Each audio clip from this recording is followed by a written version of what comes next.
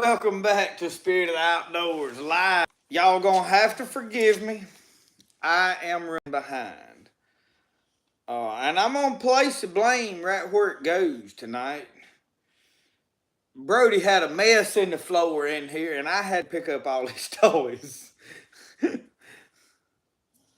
But that's all right.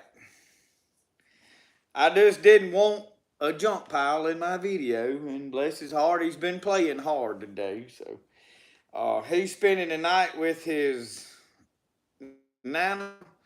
So that is where Brody's at.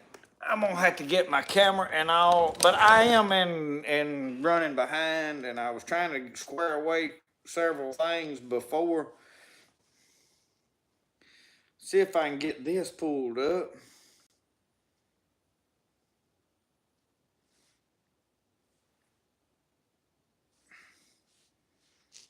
And get my chat up here. So anyway.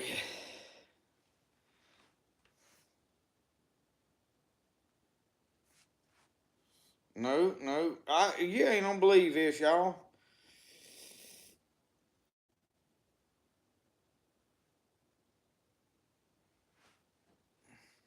I don't know.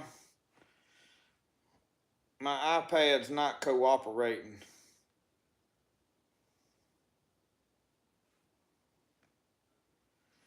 Here we go. All right, I got all y'all now. Lord help, there's already a pile of comments, so I ain't gonna attempt to go through and say everybody's name because I'll skip somebody and they'll get their feelings hurt and they'll be mad at me and all such as that. So let me, I'm trying to get this camera the way I like it here, and I haven't managed to do that yet. I have been out on the town. We had to run to town. I got the privilege today of meeting Mr. Charlie Pickerel. Came over, wanted to visit, and I got to pray for him. He brought me some very nice gifts, brought Brody some gifts. Him and his wife and their little boy came and hung out with us for a little while, and then we went to eat. So I have had a wonderful day today. So somebody said rabbit season should be starting in. All of our seasons ended in February. What kind of ring do I use to catch bowfin? I don't know. I don't know what a ring. Yeah, I don't. Reel maybe. What kind of a reel? I use a lot of different baitcaster reels. Raring to go and can't go for raring. Martin Meltzer, I feel your pain, my brother. I feel that. So Logan did make it. Yeah, Uncle Sasquatch, I was lost. I was lost in this. If you'd have seen the floor a while ago before I started picking it up. Oh, Lord. But anyway, what's up, Eric and Barbara? Diane, I'm doing good. I'm living the dream. Living top of the world.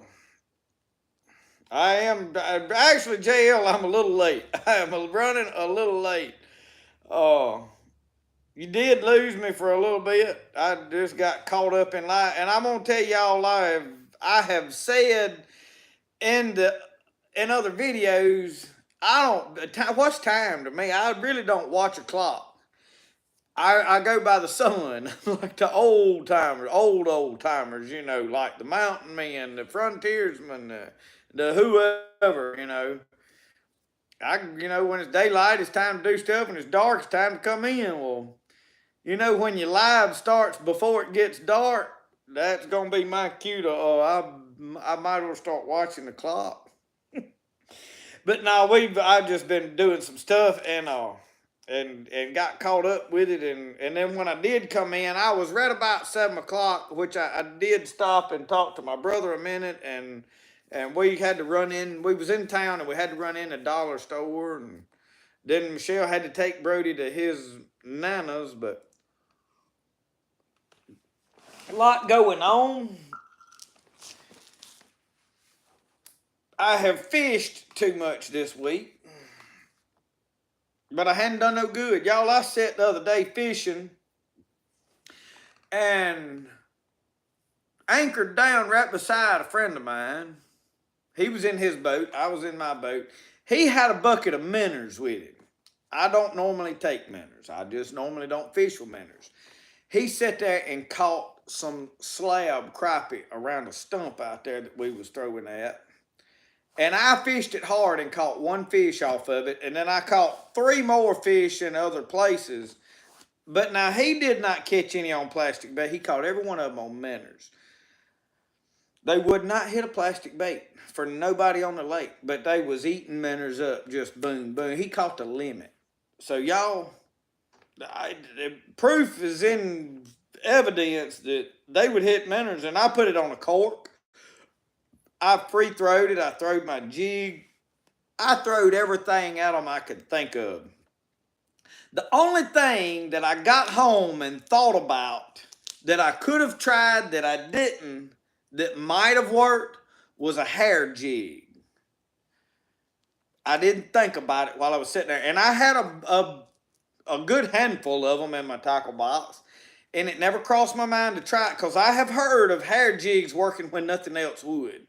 So, I don't know what happened, but I seriously sat right beside a friend of mine. I mean, he's 20 yards from me and throwing at the same stump I am over there, and he's catching them. Just boom. Hey, that'll hurt your feelings. But anyway, Lord, Lord, Lord. There's a bunch of folks already tuned in. Y'all, it is good to be on tonight. I did catch some crappie this week at places, but I'm probably not going to fish for about 2 weeks. I have got a lot of stuff around here, y'all, I have got to get caught up on.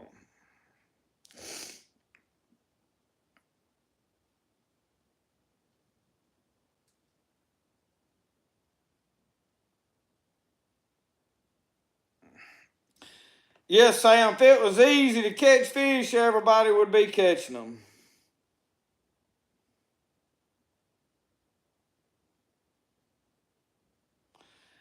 Deaver, you had to have a chin strap for your hat when you was go. If they won't bite minnows, they not gonna bite nothing. I'll tell you that, cause they'll bite minnows when they won't bite nothing else. And they was shallow. They was in 2 foot of water on this lake we was on. 2 foot of water. They not spawning yet because the ones I caught had a lot of eggs in them, but the eggs were just small. They when they get ready to lay them eggs will get big enough that you can kind of tell they have to grow in that fish. They not ready to start laying the eggs yet. Don't appear to be for me.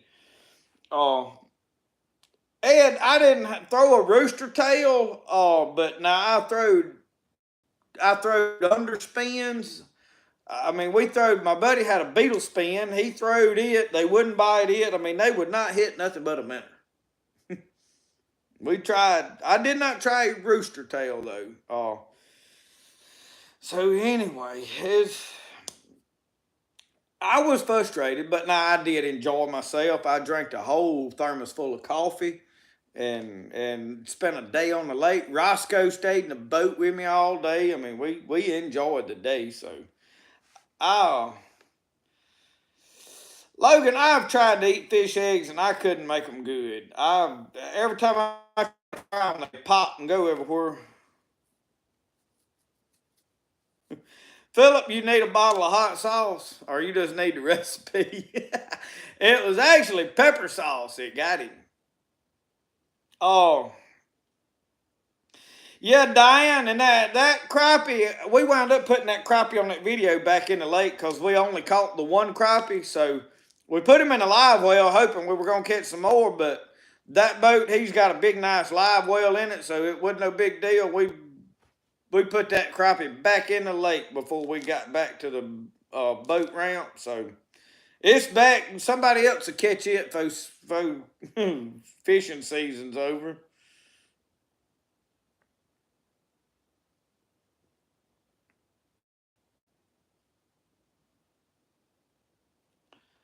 Fish eggs are called roe or roux.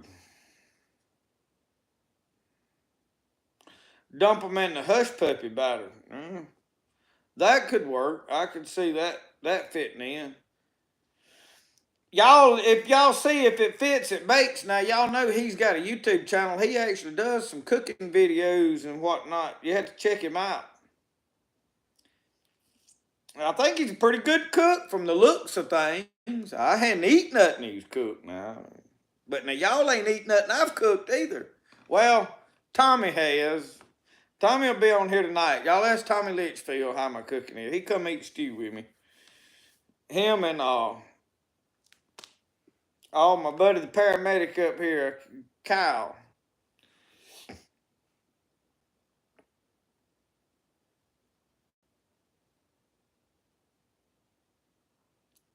So anyway, I'm calling. I was sitting here trying to catch up on comments. So I mentioned I got to take off of fishing here for a week or so. I have fished hard, but now we've got a lot of fresh water. I don't know how much it rained today, but we had a line of storms come through, and it has rained on and off most of the day. And so there'll be a lot of fresh water, and when it does that, it messes up the fishing for 3 or 4 days. Well, by the time it straightens out, well, boom, it's going to pressure up and rain again. It's going to keep the fishing tough for a week or so, which is probably good for me. I've got to finish working on my garden bed up here. I have got 2 tillers that need some maintenance. I have got a pressure washer that needs working on, a tractor that needs working on. I've got to get my potatoes put in the ground. I mean, I've got some knives that I wanted to start making. So I have got a lot I need to be doing other than fishing, but for some reason, my heart wants to fish. You know, there's a lot of people that get addicted to drugs, alcohol, pornography, all kind of bad stuff, and they get hooked on it. And y'all, I'm hooked on fishing. I can't quit. It's causing problems in my life. Like, I might need to find me one of these meetings to go to that says, I'm a fishaholic. I'm a hooked on fishing, and I can't seem to stop. And I need somebody to pray for me that this desire to fish more than I do anything else so I can get my work done.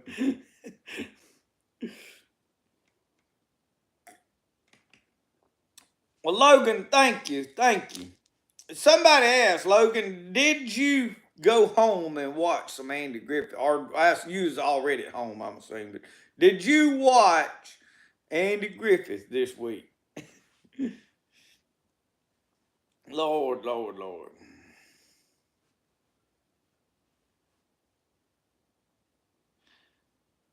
Yeah, I listened to that Brad Paisley song the other day. It's been about a week ago I listened to it, and I thought, if my wife gave me the choice between fishing and her, I'd be singing just what he sung. I'm gonna miss her. Jimmy, why don't we have us a meeting? Start it like an AA meeting. That's what we need to do, Jimmy. We'll start us an AA meeting. We won't call it AA meeting, but it'll be like, the alcoholics all get together and talk about it. And we'll meet up at the creek bank. And it'll be a meeting for those boys that's got a problem of fishing. And we'll get down on the creek bank with our fishing poles and we'll talk about it. That is the winningest idea I believe I have ever come up with. We could probably sell tickets to it and make a fortune. Frankie, I love that goldenrod T2. I'm glad you discovered it and it is working for you. I really do. I drink a lot of it. And it's anonymous, so it is an AA meeting. There we go. We're gonna have our own AA meeting. I think it'll sell. I believe there's a market for it. Yep.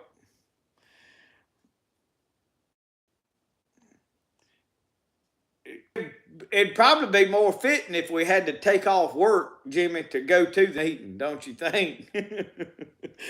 I thought about this as I was laying out of work this week one day to fish all day. And I thought, I need to be working.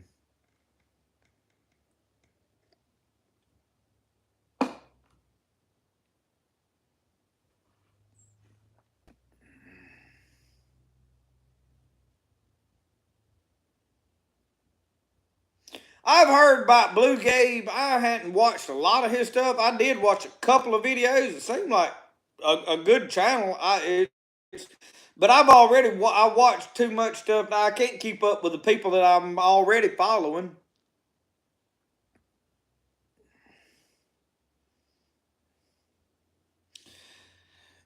Joe, if you ever get a reel in your hand and you get you a grinnell or a bowfin, we call them grinnell, hung on the end of it that weighs 6 pounds or better, oh man, there's something inside of you that'll come alive that you didn't even know was there.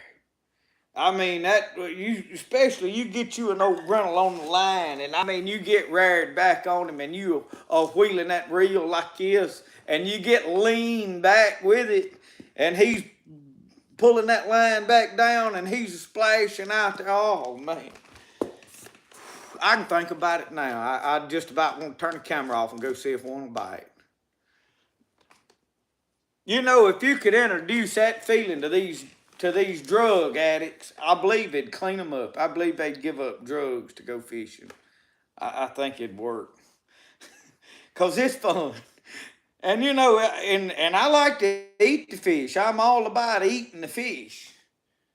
But it don't bother me if I done got enough. I can put them in the water and release them. I mean, I ain't mad enough at them that I got to keep every one I catch. What exactly is goldenrod tea? It is the flower goldenrod that blooms in the fall, looks like a weed all year with a stiff stalk, little green leaves about this long sticking all off the stalk, going it blooms yellow on the top. And it is basically just a good tea to drink. It has some immune building, but it's good for allergies. The flower top is the antidote to ragweed, which is what causes everybody's sinuses to flare up in the fall. It is a good diuretic, flush out. You got kidney stones and gall, all them kidney gravel, all that kind of stuff. Kidney infections, it'll help with all that. There's several things that I can't really think right off the top of my head everything that it works for, but the biggest thing is when they had the Boston Tea Party and they throwed all the Boston tea, the English tea overboard, throwed it away. Well, they didn't have no tea to drink to sell. They was going to boycott it. And we weren't going to drink it no more. So they all started drinking goldenrod tea. I'm sure not everybody, but that was the biggest thing that they went over to and made their evening teas out of was goldenrods, what they used.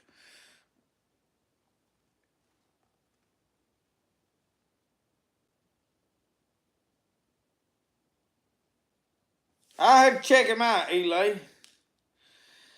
Ron, them grinnell like to fight. I don't know of no other fish that's still fighting when you slam the cooler lid. And if you don't slam it fast, he'll get out. I've done had it happen. I caught one, had him all the way up to the buggy, finna put him in the cooler, and he got loose on that old muddy swamp creek bank. Went to flopping around, and before I could get him caught, he done got back in the water. Flopped all the way down to the bank and swam off. I lost him. A good one, too. I mean, they don't never quit fighting. And he'll bite you. he don't stick your finger in his mouth.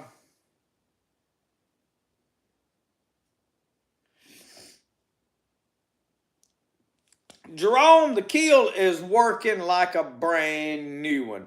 We've not glazed fired in that keel, which is a hotter cooking, for a long time. And she glazed in it. We opened it up today, and everything was perfect in it. So I've got, actually, the other keel that I had problems with, we fired it and run it this week. So now I've got 3 keels back on the money for now. Now, their one is iffy.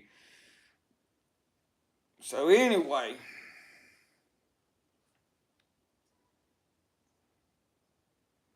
Yeah, Nikki, we have one jump back out on us. Good to see you tonight, Nikki. You and JR hanging in there. We're going to get us a fishing trip planned here pretty quick. Soon as that swamp levels out where we can get down there, y'all, every time we turn around, that swamp's flooded. It is out of the banks again.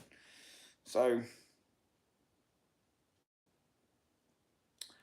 oh, Lord, why are we blurry, y'all? They don't know what to do here.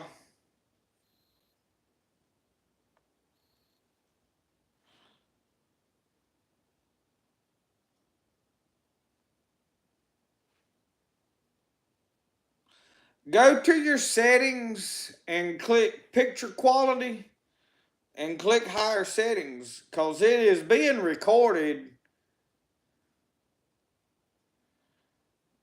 Should be live. I don't know.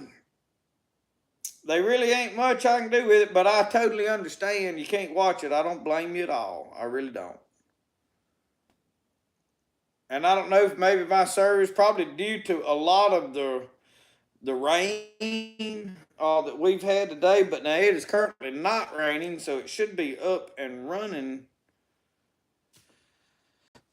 Heather, the cooler, Set Power sent me that cooler.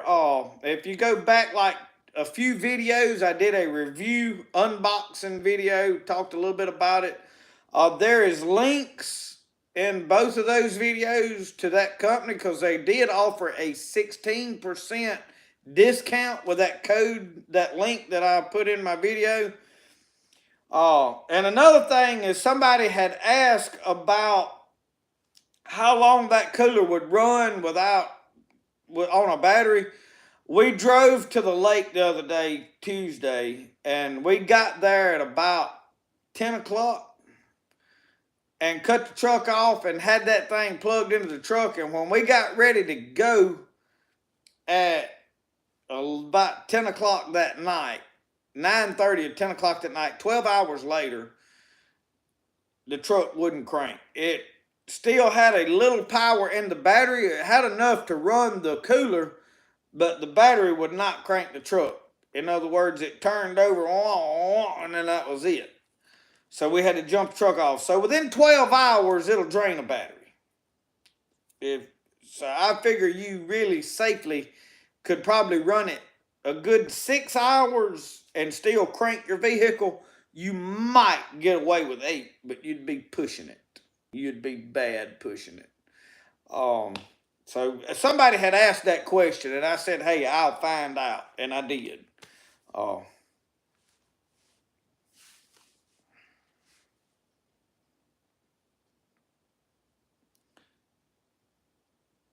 Yeah, Nikki, we're gonna plan that night. We're gonna plan having a griddle cooking, bluegrass picking night. Here pretty quick.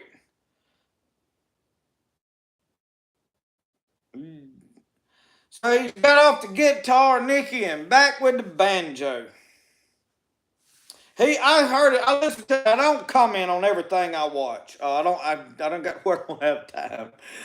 But I seen he had an acoustic guitar up, and I thought he did an awesome job. He was doing some fast finger picking, you know, Tony Rice style, seemed like, and I thought he did an excellent job on it. I was glad to see him pick that up.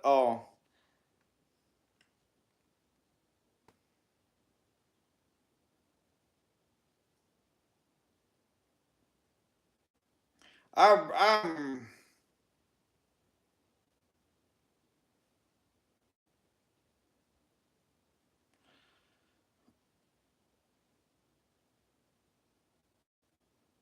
Legacy Wilderness Academy. I do not. I'm not familiar with that at all.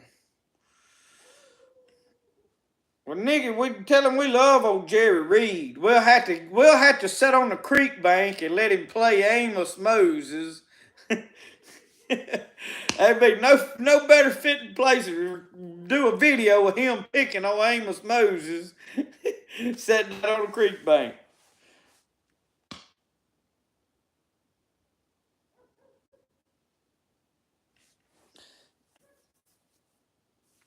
Darlena, as far as scheduled meet and greet events, I don't have anything on the books. I hadn't figured out how to make this stuff happen, really. Um, Speaking of that, today Charlie Pickerel visited me, came over from Texas and visited with me, brought me some. I was gonna show this right quick. Gave me a knife. Now this is not just a knife. This is an old knife, Ducks Unlimited knife. It is a skinning knife, but the knife has a story behind it, and it about make you tear up to know the story behind this knife. But it has a story. I'm not gonna try to tell it on here. And it's gonna mean a little bit of knife that I just put up and keep. He just wanted me to have it. Which means an awful lot to me that people think that much of me. Y'all, I do not let this stuff go to my head. I promise you, I'm humble, I'm thankful, and it blows my mind that people think that much of me. Because, y'all, I'm nobody. I'm just an old country boy out here enjoying life, fishing, hunting, filming it, and trying to remain calm and level-headed through all the chaos of the world, put my trust in my maker. And so when I tell you I'm not letting it go to my head, I'm not. I don't think I'm anything special, but it does blow my mind. But Mr. Charlie brought me a bunch of stuff. Hey, look at all these fish baits. Some underspins. These are crappie tamers. Slab dragger. Slab runner. And then some crappie magnets. And that looks like a good color. I should have had that one probably yesterday. This crappie magnet. And then look at this color. That is a pretty color. I would have definitely liked to have tried some of them yesterday, but that ain't it, y'all. Y'all check this box out. It's got a P in the top of it. My name is my initials is branded in it. Has a little cross right up here. Nice wood box stain. Look in there. Can y'all tell that one is a meat flipper, a meat fork, and then one is a branding iron. This top one right here, that is a branding iron that is a P. So I can brand that P into whatever I want to. Meat, wood, leather, whatever. So I have a brand out there that Joey sent me to brand the Spirit of the Outdoors logo into some stuff. So I have spent the last couple of weeks that I have not really made it. I've been focused on fishing. Every extra time I have got has been focused on fishing, and I hadn't made nothing. So I want to get out there and play with the hammer that Joey sent me, branding stuff. I've got this now to... Right, Sam, you don't get in my coffee. And don't knock into the camera. She just come in. She's been outside. She's wet. Roscoe's been in there laid on the bed. So anyway, I just wanted to show you all that. So as far as an organized meet and greet, I don't have anything right now planned. I would love at some point this summer to do an event. You know, we did a stew last fall. I invited anybody that wanted to come, pretty much local. I don't want them to get overwhelming and huge, you know, like piles of people, because I don't afford to feed no bunch of folks. Y'all, YouTube don't pay that good. In fact, it really don't pay good at all. But anyway, I would love to do like a fish fry at some point this summer, but I don't really know how to make. Y'all, I really, I'd love to do it if I could afford to. I'd just say, hey, we're gonna rent a place and have a all-out cooking and have fun. But I don't really know how to pull this stuff off. So if somebody's got good ideas, ways to do it and make it happen, make it where we can do something like that, I would love to do it. Uh, One of y'all that's got plenty of money, set it all up and do it, and I'll show up and be there. And I'll be the one to walk around and go, hey, how y'all? That way somebody else is doing all the cooking and handling everything. I don't have to do that. But if you'll set that up, I'll be there. Will that work? That's the best idea I've had yet. So I'm trying to go back and catch up on comments, y'all. Is the did it clear up any on my end over here? I am looking at a clear picture on my iPad, so I hope whoever couldn't watch the blurry video didn't hung on long enough for it to clear up.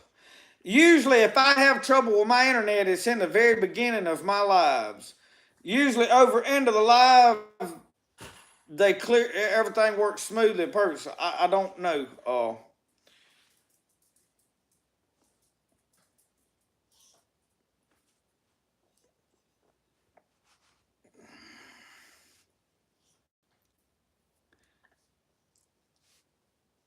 An Ollie's, I don't know of an Ollie's, Ken. I don't think we have an Ollie's. We have an Aldi that's not near us, but we stop at in.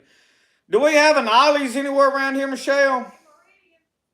I can't hear. She's in there going, yeah. In Meridian. Meridian. Okay, there's one in Meridian. We don't hardly ever go to Meridian. Oh.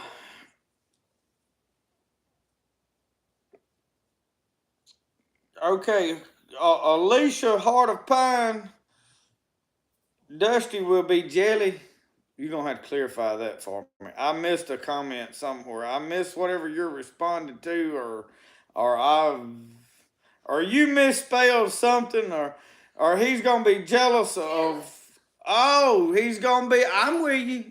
My bad. He's going to be jealous of the stuff in the box. I'm with you now. See, I'm slow, y'all. I'm not as sharp as y'all think I am. What's on the front edge of the box? I don't know.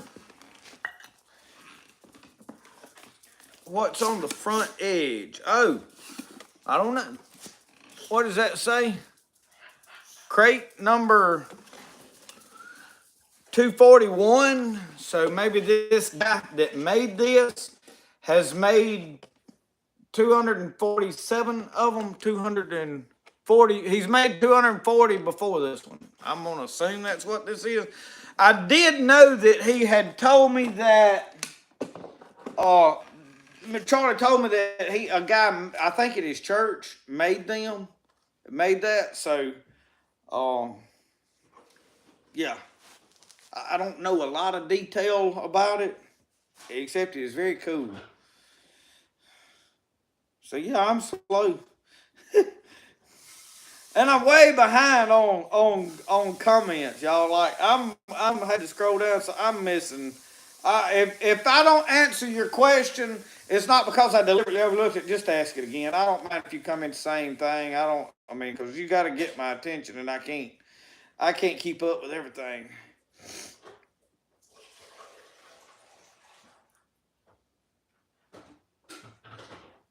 They advertising a big fishing gear sale at Ollie's. Okay. Now I'm getting caught up. Tommy, there you are. I thought we was gonna have to stop the whole live because Tommy hadn't got here yet.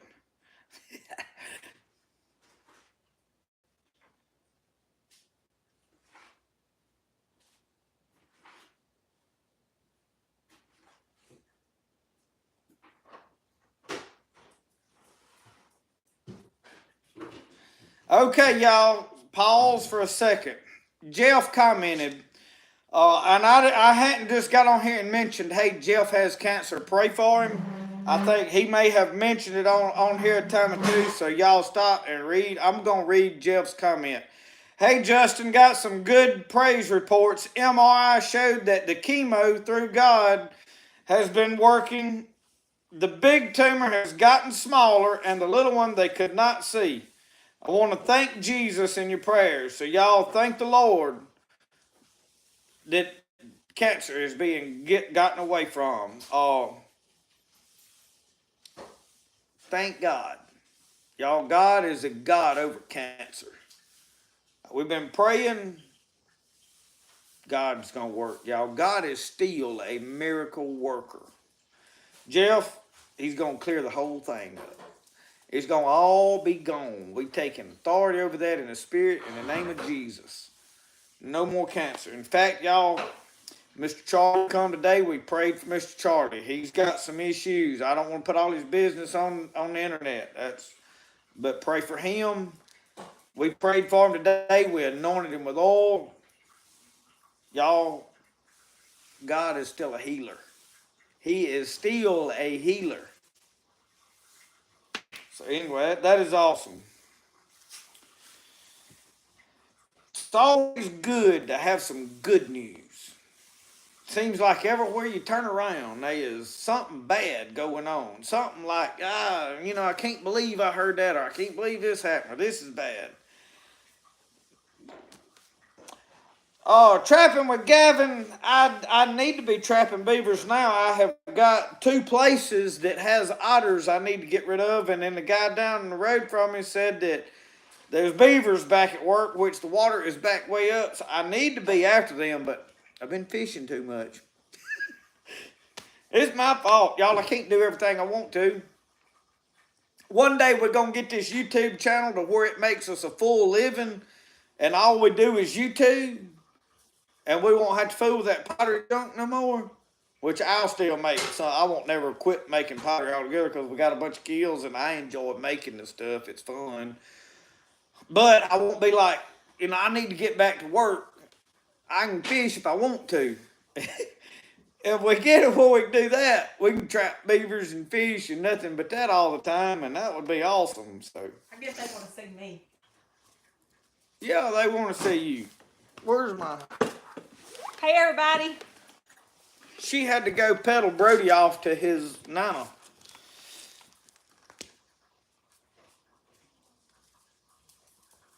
Oh, Tommy done asked Nikki if she's still making biscuits. No, she quit making biscuits, Tommy. Oh. Who quit making biscuits? Nikki. She said, not lately, but I'm about to start making sourdough. Said she might need to call Michelle up for some pointers. Martin, me and Brody have played checkers. Brody had his first checker lesson the other day and he lost. And I tried to actually help him win, but he would not listen to me. Can you imagine a young'un not listening to his daddy? I can't fathom it. But he wouldn't listen to me. I kept leaving the people available for him to jump because, nobody wants to lose the first time. We did let him get down to where it was mano-a-mano. I had 1 king and he had 1 king left, and there for a little bit it was touch and go. It could have went either way. But he just kept making the wrong move. He couldn't take hints. And he left me no choice, but he learned a valuable lesson that, everything ain't easy too, so. But we did have a checker game. We played checkers. And he's wanting to play chess. The board is out on the table over here right now, and he wanted to play chess. Because we got a smaller board, and it's got chess pieces. And I said, son, you don't want to play chess. I said, all them pieces moved here. But he's seen them, I think it was on Bluey or something, play chess. Bluey played chess, and now Brody wants to play chess. So that's how that come about.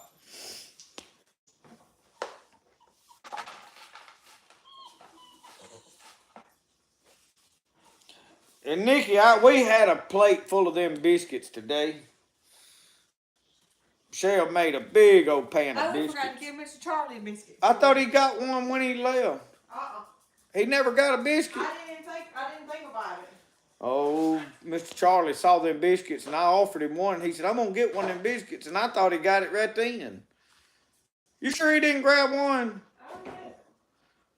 Oh, I don't know.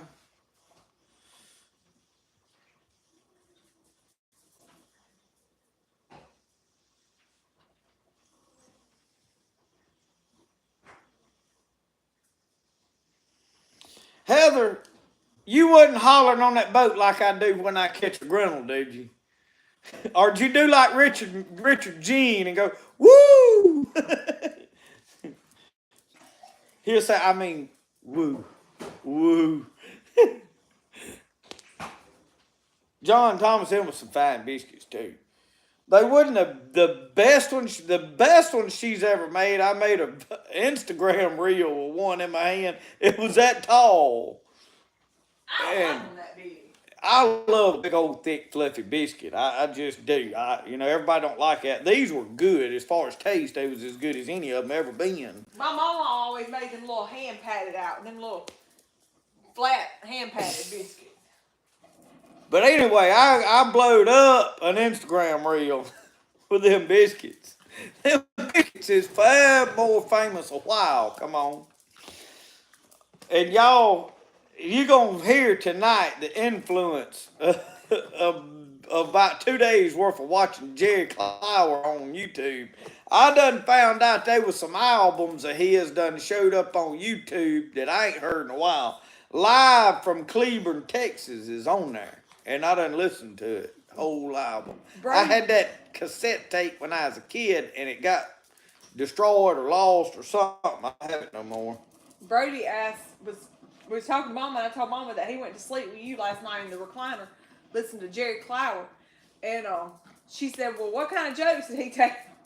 He said he told a bunch. She said, "Hey, Jerry Clower's funny." He said he tells people they poo poo in their underwear. He's stuck on that. Jeff, thank you. These boots, I have had this pair of ostrich boots for what? Forever. They really actually a little tight on me. I've got a pair of alligator boots. Michelle bought me both pair of boots when she was working at a local Williams Brothers store. And she bought me boots probably for Christmas a couple of years. And the alligator boots, we bought a little snug. And they didn't stretch. They kept telling me, "Oh, they'll stretch, and they ain't stretched. It's been 10 years, and they ain't stretched not one bit." You don't wear boots a lot either. Though. But I don't wear them a lot. But now I love cowboy boots, and I like pointed toe boots. And I've got a pair of Twisted X square toed boots that are some of the most comfortable boots they are. But they just ain't nothing like the look of a pointed toed boot, y'all. I like my old and. You show it on the bottom. So, yeah, they can't see. I can't turn my foot around the other way. My leg's on this end. I don't know. And they put the top of the boot right towards you. Reckon why?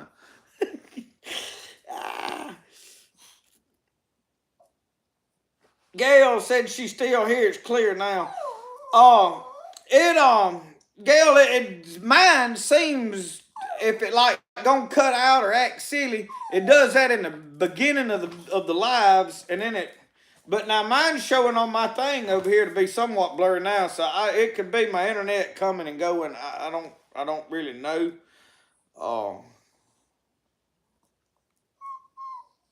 Sean, your pottery, can you cook in it? Yes, absolutely. Every piece of our pottery, as far as I know, is food safe. Now, I will say there is some glazes like this one on this cup. We put there's one of the glazes. This cup has got 2 layers of glaze on it. And one of them is not food safe.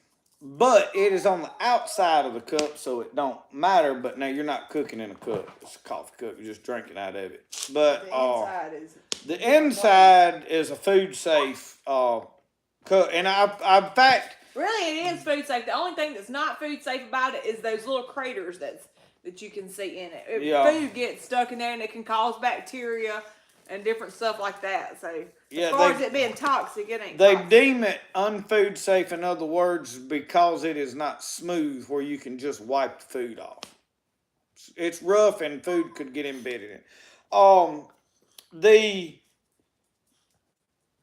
What was I finna say? Anyway, don't matter. But all of This cup right here, I just had in the microwave. Like we had some coffee that was left over from today, and I just filled my cup up and stuck it in the microwave for a minute, and I do that all the time. So all of this pottery is food safe, microwave safe. I mean, it's made. In fact, I wanted to see. I don't know. I wanted to see if I could literally cook over a fire in a piece of it. They don't advertise that you do that. I just want, from my own personal, backwoods redneck experience, I wanted to know. He wants to turn black.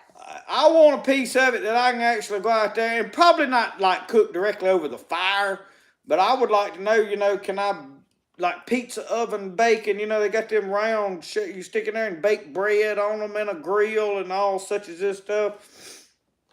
I'm curious, can you do it? And then, yeah, I would like to know, hey, can you just set this bowl down in the fire and cook on it? Can you?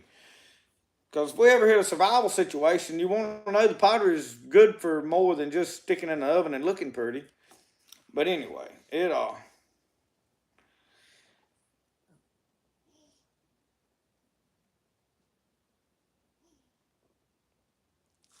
Brenda said, what's Lucky wanting? She's wanting her mama. That's what she wants constantly.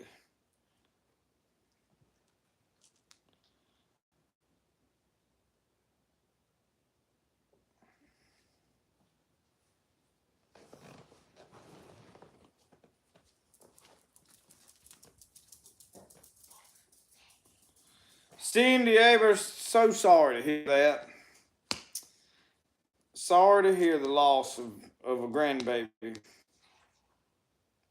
Our heart goes out to you. We'll be praying for you.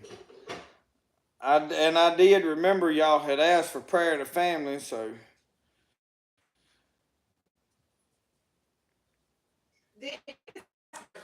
Oh, Lord. Y'all, these lives are getting difficult. Even with that Elon Musk internet, it ain't wanting to work right. And it's the best that we've got offered out here. Yep, CJ, it is always a battle around here to fight the internet.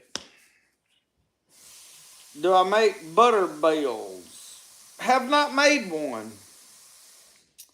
Oh, Michelle, do you have plans for a butter bale? What's a butter bale? I'm thinking. I need one myself. I'm assuming that's what a butter bale is. Now I could be wrong here.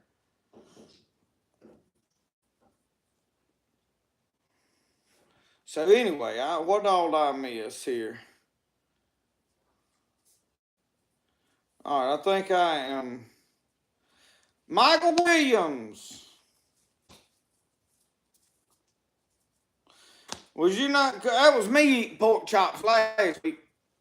Now pork chop was watching me eat pork chops. Now pork chops cooking pork chops. That's why they call you pork chops. Your life revolves around pork chops. Hey, we need to name Lacey pork chop. She's a pork chop. Yeah, Lacey likes to eat her pork chop where she takes her fork and stabs it in the middle and then picks a whole pork chop up and bites off of it. She got run off from the local buffet because, well, not run off, but her friend on the buffet in town, they served pork chops, and he told her. After about the third one, he said, that's enough. You don't need to keep getting pork chops. Anyway, good to see you tonight. Oh, Lord, we have some fun now. Heather, mine on my end is probably my internet, because what it is this is satellite internet, and we've got a lot of moisture in the air and rain in and out. Now, it was clear pretty much when we come in. Looked like the rain was gone. But, the dish face out there could be wet. I don't know. Oh, yeah, Michigan Prep. If the grid went down, I ain't going to say, well, yeah, most people would be lost. Most people would be. I probably wouldn't be, but now it would drastically change my life. I would be, I am prepared to handle it. To say I am ready to embrace it, no. Michelle said, you're just looking forward to the end of the world. Be like Diamond Rios. He said his daddy was a sidewalk soapbox preacher looking forward to the end of the world. I ain't really looking forward to the end of the world, but I'm trying to be prepared for it. But I am not ready to embrace it. I mean, I love my internet. I love making videos. I love, all the stuff that goes along with plugging in. I like my coffee pot. I'm a big fan of my coffee pot. But yeah, it could drastically change our way of living, quick, fast, and in a hurry. So anyway, y'all, if the internet's getting wonky and you get to where you can't deal with it, it's blurry or it's buffering or it's cutting in and out, and you can't stay around and watch it, I understand. I'm not gonna be mad at you if you just turn it. A lot of people feel like, well, if I leave, they're gonna think I'm mad at them. I totally get it, y'all. I'm gonna sit here and film for the ones that want to watch it. But you got my blessings to turn it off if it gets unbearable. I'm not gonna be mad at you. I promise. I ain't gonna think no less of you. Nikki, I want to see that before you slaughter that pig. I remember seeing a little pig out there in the pen. Don't you go out there and get me a video and talk about that pig. I want to see JR out there feeding him and talking to that pig again before y'all get rid of him. Now, y'all have quit doing your homestead and walking around everyday videos, and we flat miss them. Now, we're going to have to get y'all back on track. I may have to pray for you. We're going to see that pig on video again. And then we'll all eat pork chops. North Bama K Outdoors, good evening. What plant is best for high blood pressure? Oh, I'm not real sure off the top of my head. I'm going to have to do some digging. I said the other day when I did that medicinal plant book video, I have not printed the other book off yet because I hadn't went and got a binder and the slips to put in. But I'm going to get on to this. So what I need to do is I've had some people ask about different things. One, somebody asked today about gout. And I know there is a plant that is like good for gout. I can't remember off the top of my head. So high blood pressure is another one. And I know there's plants that work for it. But now y'all got to keep this in mind, okay? I'm not a doctor. I'm just enjoying fooling with plants, we'll say, and researching plants. I don't feel like I'm an expert on this field. But what I do is I try to take and read directly from the books because I may have access to information because I love all these books and have all these books and have dug in them and enjoy studying them, that I can find that information and just read it to you. And I'm going to just say, like, this is what the book says, because y'all, my buddy Mike Reed got in trouble and got a strike on his channel for administering medicine, like what they call it. And I don't think Mike ever tried to claim he was a doctor and could do anything. He was just teaching what these plants are supposed to do and what the books say and demonstrating it, which is what all of us do. It is about passing out knowledge. It's not we're trying to doctor on you. You have to remember we're not doctors, and you need to do your own research on stuff. If I read you out of a book about this plant, before you take it, you need to go do a little looking on your own about this plant. So anyway, John said chitlins. Nikki, do not kill that pig without cleaning them chitlins. Now, Jerry Clower said that he could prepare them creek slung or stump whooped, whichever way you want them. So we'll have to film Nikki stump whooping or creek slinging them chitlins one way or another.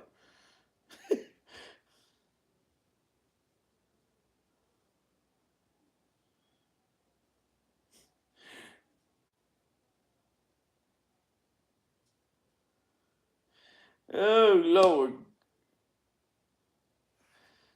I am trying.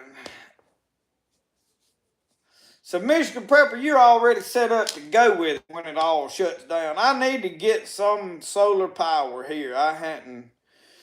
Mickey said, what is your most favorite knife of all? Right now, it's got to be Jonah. Because the knife has developed a story, quite a story. I have been carrying it now pretty much for on and off for over a year. It is a practical design. It's just functional. And that is just for a belt knife. Now, as far as pocket knives, I can't say that I have a favorite one. I am really, really digging the fish knife. And this is the one that Mary sent me. I mean, it is just this is a little case. I've got Queens, I've got Imperial, I've got what is the other one? A Saber. They make a Hammer brand case, makes several sizes. And I think one's is fairly functional as another. But now I scaled fish with this one yesterday. And I mean, literally, you can take this thing and lay it on them scales and just right up under all them scales, and they don't fly everywhere.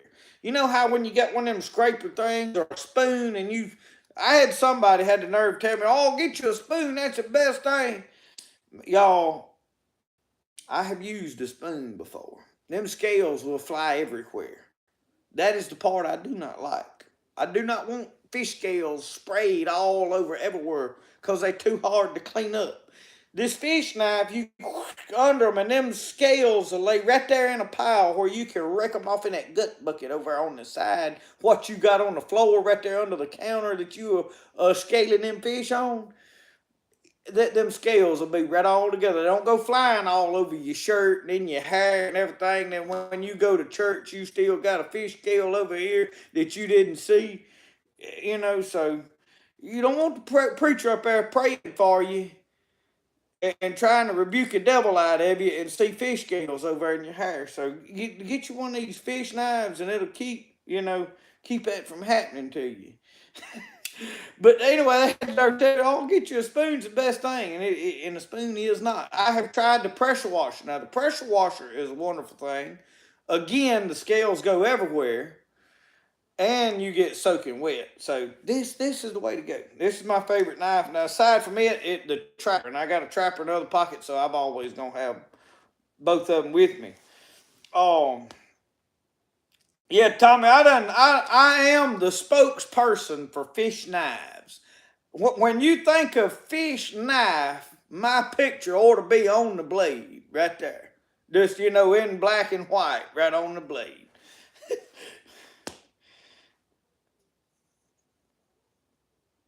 Y'all, ain't nothing smells better than chitlins when they're cooking. And the only thing that smells better than chitlins is a skunk. Y'all, I don't mind the smell of either one of them. I really don't. Thumb scalers are real good. I don't reckon I have encountered thumb scalers. I can't speak on them, Linwood. So they could very well be.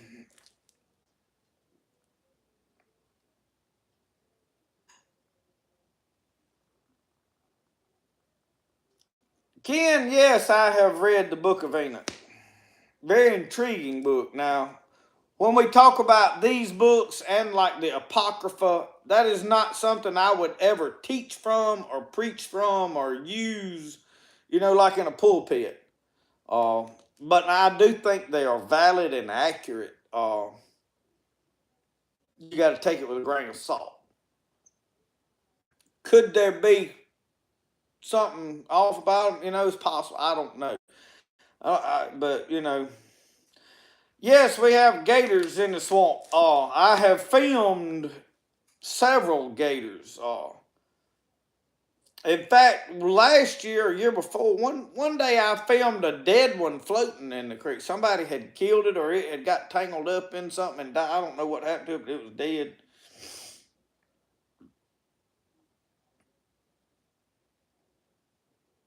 Old horsebrush outdoors, those are a lot like the scaler that I've got over there that's got the straight down teeth, and anything that has straight down teeth that you're pulling scales off with tends to make them scales fly. And that is but now the horsebrush, has several rings of them things so it could entrap them and keep them together. My whole deal with a fish knife is I can lay that thing down like I'm filleting. If you stick it straight up and down and scrape, you're going to have the same effect that all these other apparatuses do.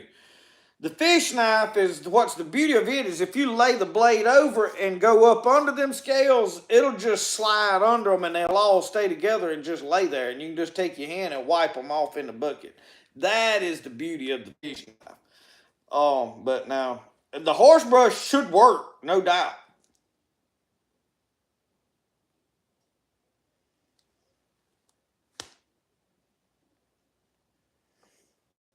The spoon works. I mean, to sit here and say that the spoon won't scale, I mean, any of that stuff will scale. All of it'll work. I'm just the reason I like the knife so much is because it don't make the mess. I love it. I really hadn't done a fish knife video because honest to God, I ain't really trying to talk everybody else into buying one because I mean I ain't making no a dollar off of a knife. There ain't no knife company gonna support me. I just get excited about something when I discover, hey, something works so well, and that, but now I have a saying, I don't know if y'all have ever heard it or not. It says the best way to do things is the way you like to do it. And hey, if you like to use a spoon, I want you to use a spoon. If you want to use a pressure washer water, if you want to go get the pressure washer and crank it up and use it, that is what you need to do. I'm for that, and I'm happy about it. Because I don't think just because I do something away and I like it and I'm excited about it, that's the way you ought to do it. I'll tell you, hey, this is why I like it. But I'm all for everybody using whatever they like and whatever makes them happy because that's the number one thing. As long as you enjoy what you're doing, that's what this is all about.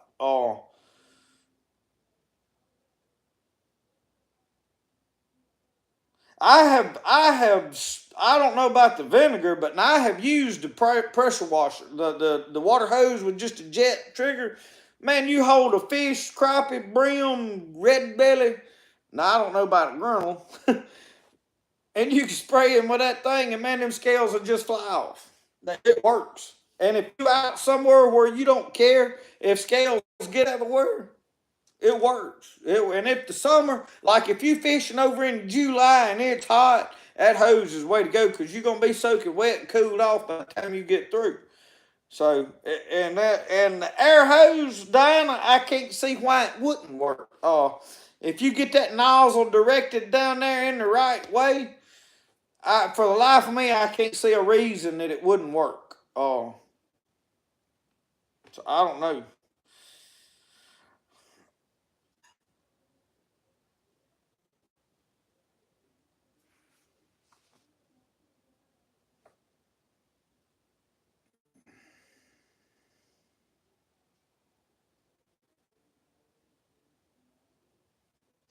Yeah, take them to the car wash. You won't have to worry about that mess. Yeah, laser attic. It would be. We got too many people in the world now that thinks whatever they believe and whatever they think that everybody else is supposed to agree with them and tell them how wonderful their idea is and like it too. And it's really bad in politics. I like this particular politician, so everybody else should like them. And if you don't, I'm going to tell you why you ought to like them. And if you don't like them then, after I get through telling you how wonderful they are, then I'm going to hate you and tell you how sorry you are for not liking them. And I'm going to tell y'all real quick, I don't like none of them. I don't like no politician or nobody that tells me how I ought to live my life.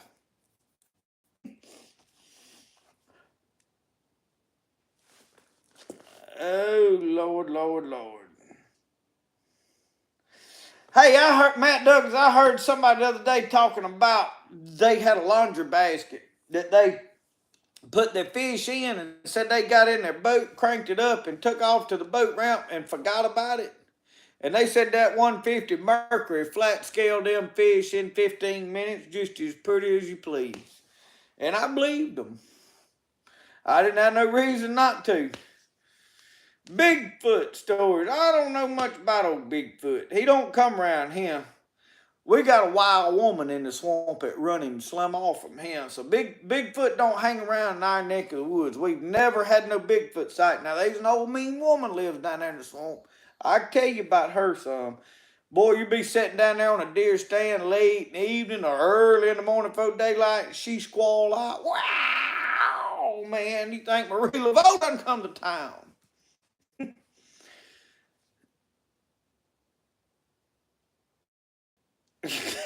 Thomas said, you use the internet. Stop. It keeps cutting off in here. Yeah.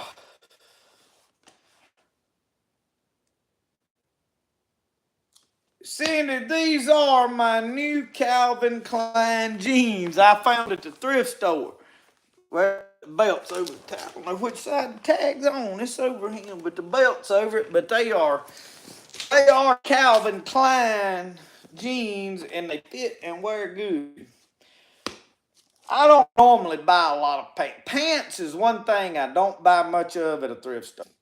I happen across these, but I don't need a lot of dress pants because I still got dress pants from like 15 years ago because I don't wear them enough to wear them out. I'm either in my work clothes or a suit. I mean, that is literally my two choices of clothing. I get up in the morning, and if I'm going to church, I put a suit on. If I'm going to work, put my work clothes on. I don't do nothing else.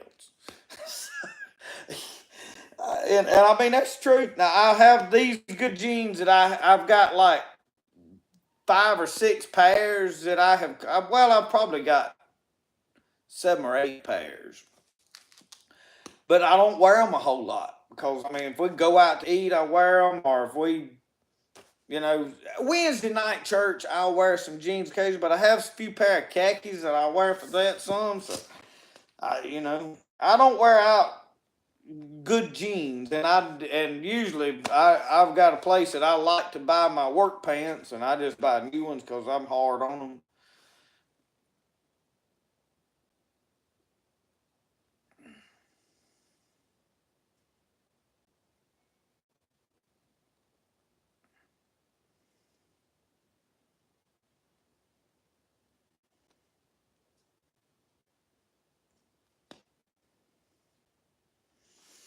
Diana, I bet that was the best thing he could have done. He wanted to remain honest to stay out of the politicians. Because I'm going to tell you, they have a way of sliding money to you to say, hey, if you'll help me with this,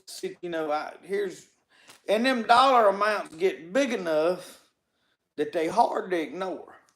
Now, and there's very few people that are not swayed by money, I'll put it to you like this. I get a lot of companies that want to send me products for me to get on camera and talk good about them.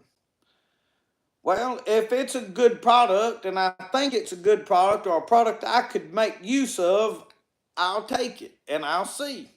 If it messes up, I'll tell you. It's like Temu. I got a bunch of stuff from Temu, and some of it was great stuff. Some of it wasn't that great. I later got a reel. I ordered a reel on there. It was like one of them $5 reels. Man, that was a piece of, it's one of them companies that everything on there ain't good. Some of it's junk. I'll open it up. I'll tell you it's junk. So, I mean, that's like this Set Power freezer thing. It's sitting right here in the house. We brought it in after we went to the lake the other day. And it works good. It works for what it's supposed to do exceptional.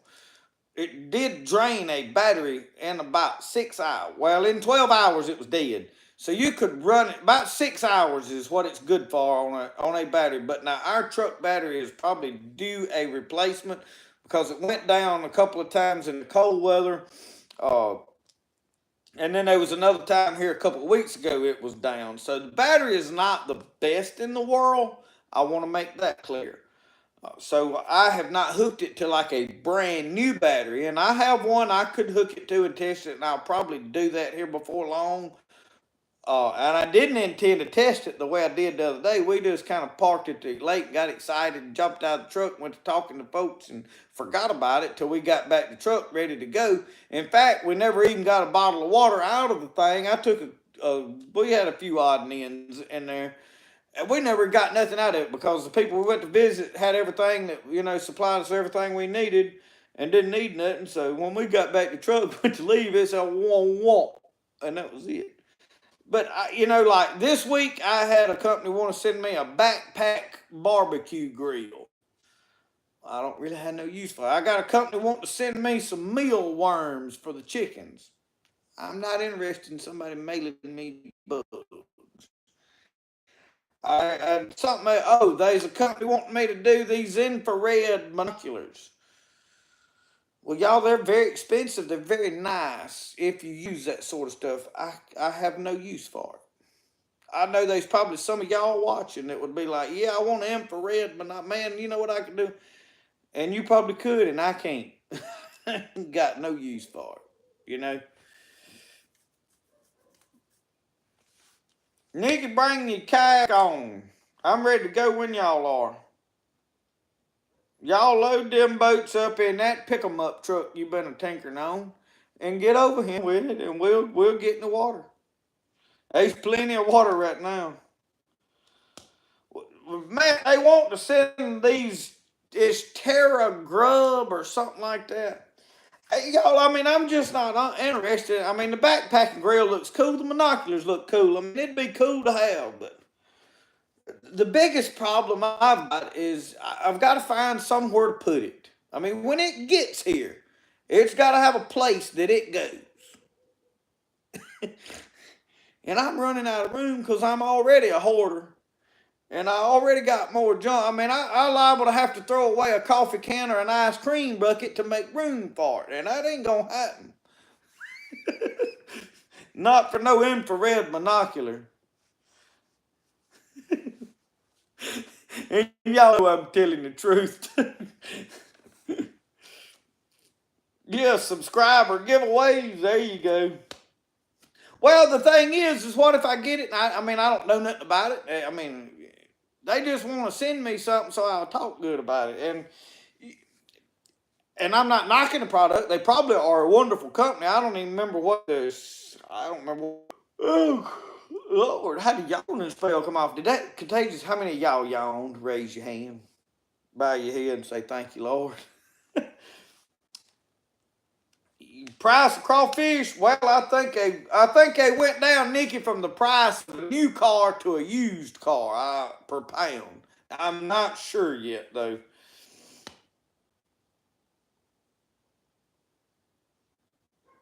When Alicia, we went to these thrift stores the other day, and I come home with 2 books.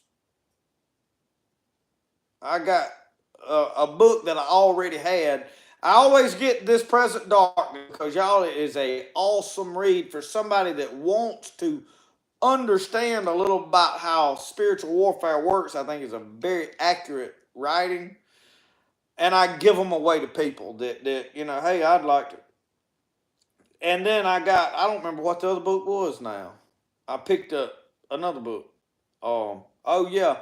And guess what? I got home and it was exactly one of the ones I already had. So now I got to figure out what to do with it. One of the Wheels of Time, number 11. Now I got 2 of them. So if anybody needs that book, collects them, let me know. I've got it for you. Yeah, I've already got that one, Tommy. Do you have it? Oh, because it's not good to anybody unless they've read the first 10.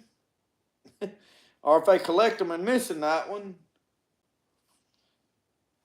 Oh, Nikki, turn them things sideways in that short bed truck. That's a kayak. They not heavy. Stick them out the back.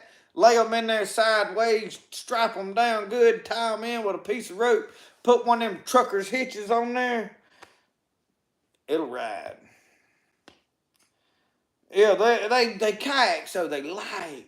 They light. If you'll tie that front end down good, they'll ride. No, be careful with them. I would seriously think with that. I see people hauling them all the time. What you do though is get you some wood and build you a wood frame rack like mine on the back of my truck, and then you lay them across the cab and the rack up there and strap them down, and you can still put your tub of stuff in the back there. You know, in the bed of the truck, you got all that room still used. With some scrap wood, you can build a rack to go on the top of that thing that rub it down with some burnt motor oil where it don't rot. You can take it on and off your truck. That's the easiest thing to do right there. I just give you a wonderful idea.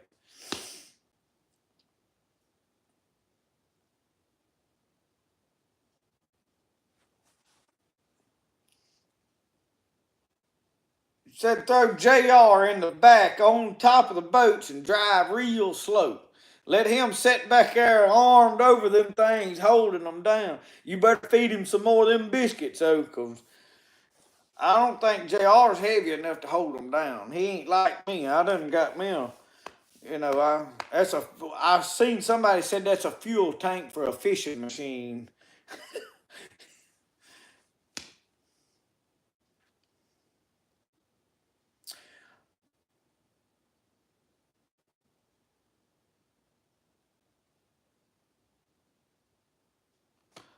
Well, I'll be honest with you, though. I went to all them thrift stores and I forgot I got this pair of pants and I got 2 books and that was it. And I walked by a bunch of stuff, but I'm like, I already got one of them. I already got that. I mean, I've seen 2 or 3 tripods that I wouldn't have been having. I'm like, well, I got like 4 tripods now. I got to quit buying tripods. I don't need near another tripod. I mean, it just. I went through the flannel shirts. Y'all have seen several cool flannel shirts. I pulled one out and I was like, Michelle, look what I found. I had a shirt on exactly like the one I was holding I'd found. So. A pork chop storage facility. There you go. That's what I'm talking about. Yeah. This no is a griddle storage facility, and it's due a refilling. Come on. Now we had catfish from the river down here last night. I filleted crappie yesterday, so I got to cook crappie in the next few days. How well does burnt motor oil protect wood? I really can't say. Uh, it will help tremendously. It will last a lot longer with it than it will without it. But will it last indefinitely? I doubt. And when I say indefinitely, I mean obviously reasonably. I don't know that it's gonna last 5, 6 years. I don't know. Brody has got a tree house built that we're gonna brush down. But now you seen when I built the back patio, the stuff that went in the ground, I burned, did a Japanese burning and rubbed with oil. And so I'm hoping that all of that together works. But anyway, I don't know that it will or won't. But it will definitely work better than just putting, like, if you got scrap lumber and like me, I like to do everything for free and on the cheap. That when I'm just trying to get it done. Well, I'm fortunate enough to have a shop with a welder and metal scrap tubing and all, so it was nothing for me to build a metal frame rack for nothing. But people that don't have a shop with a welder and extra scrap metal might have some scrap lumber, and throwing together a rack out of some wood is a thing. If y'all watch Mr. Shoe up in what is it, Log Cabin Looms, he used to put a tarp on the back of the old M7, and he used a metal frame that he built some way or another is what he put his back tarp over to cover the back of his truck. And so it seemed to work for him. I hadn't seen him doing that here recently. Reed turkey season opened here today. Matt said you had to keep reapplying it every few years, which makes sense to me. We're gonna brush down Brody's treehouse. We built it last year and it started raining on it, and I've got a but that's like here we talking about earlier where I got all these projects. I need to take a few weeks, about 2 weeks off of fishing at all, and get a bunch of the stuff I've got to get done around here, y'all, knocked out. I had planned to go to Tom Bigby this coming week for a few days, but we backed out of that because it's going to be raining like 2 or 3 days this week. The water's going to be all messed up. The fishing ain't going to be no good, other than probably the catfishing would. But I've got way too much I need to get done, and I need to get a bunch of stuff knocked out before I start taking time off again. But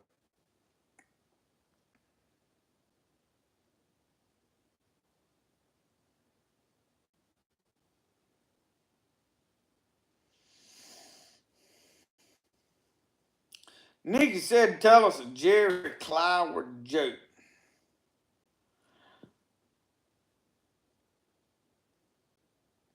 Nikki, I had seen just a rack somewhere, but now they're all relative to what vehicle they fit.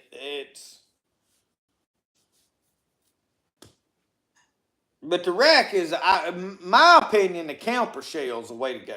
If you're going to do anything, find a camper shell that fits it. Just the camper top that's even with the cab of the truck, and then you can lay about whatever you want up there on the top and strap it down. You know, if you worry about scratching your truck, then you might want to put a rack up there over that. But basically, you're looking for a ladder rack.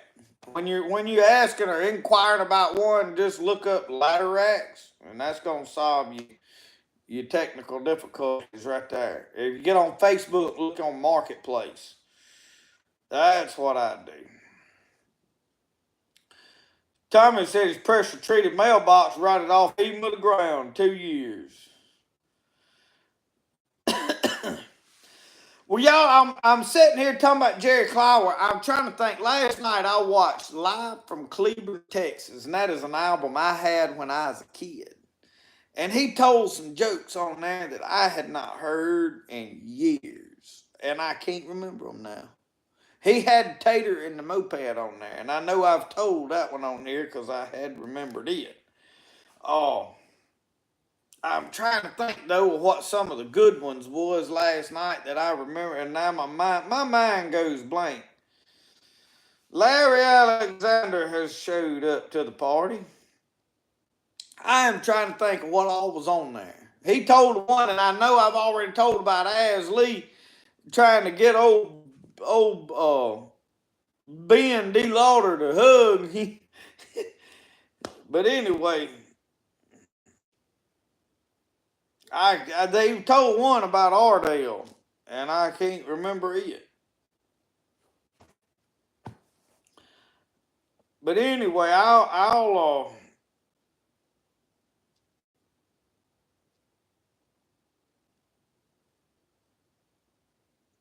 it's Tommy. It's on YouTube, but now I don't know that it's got the list of the jokes that's on it.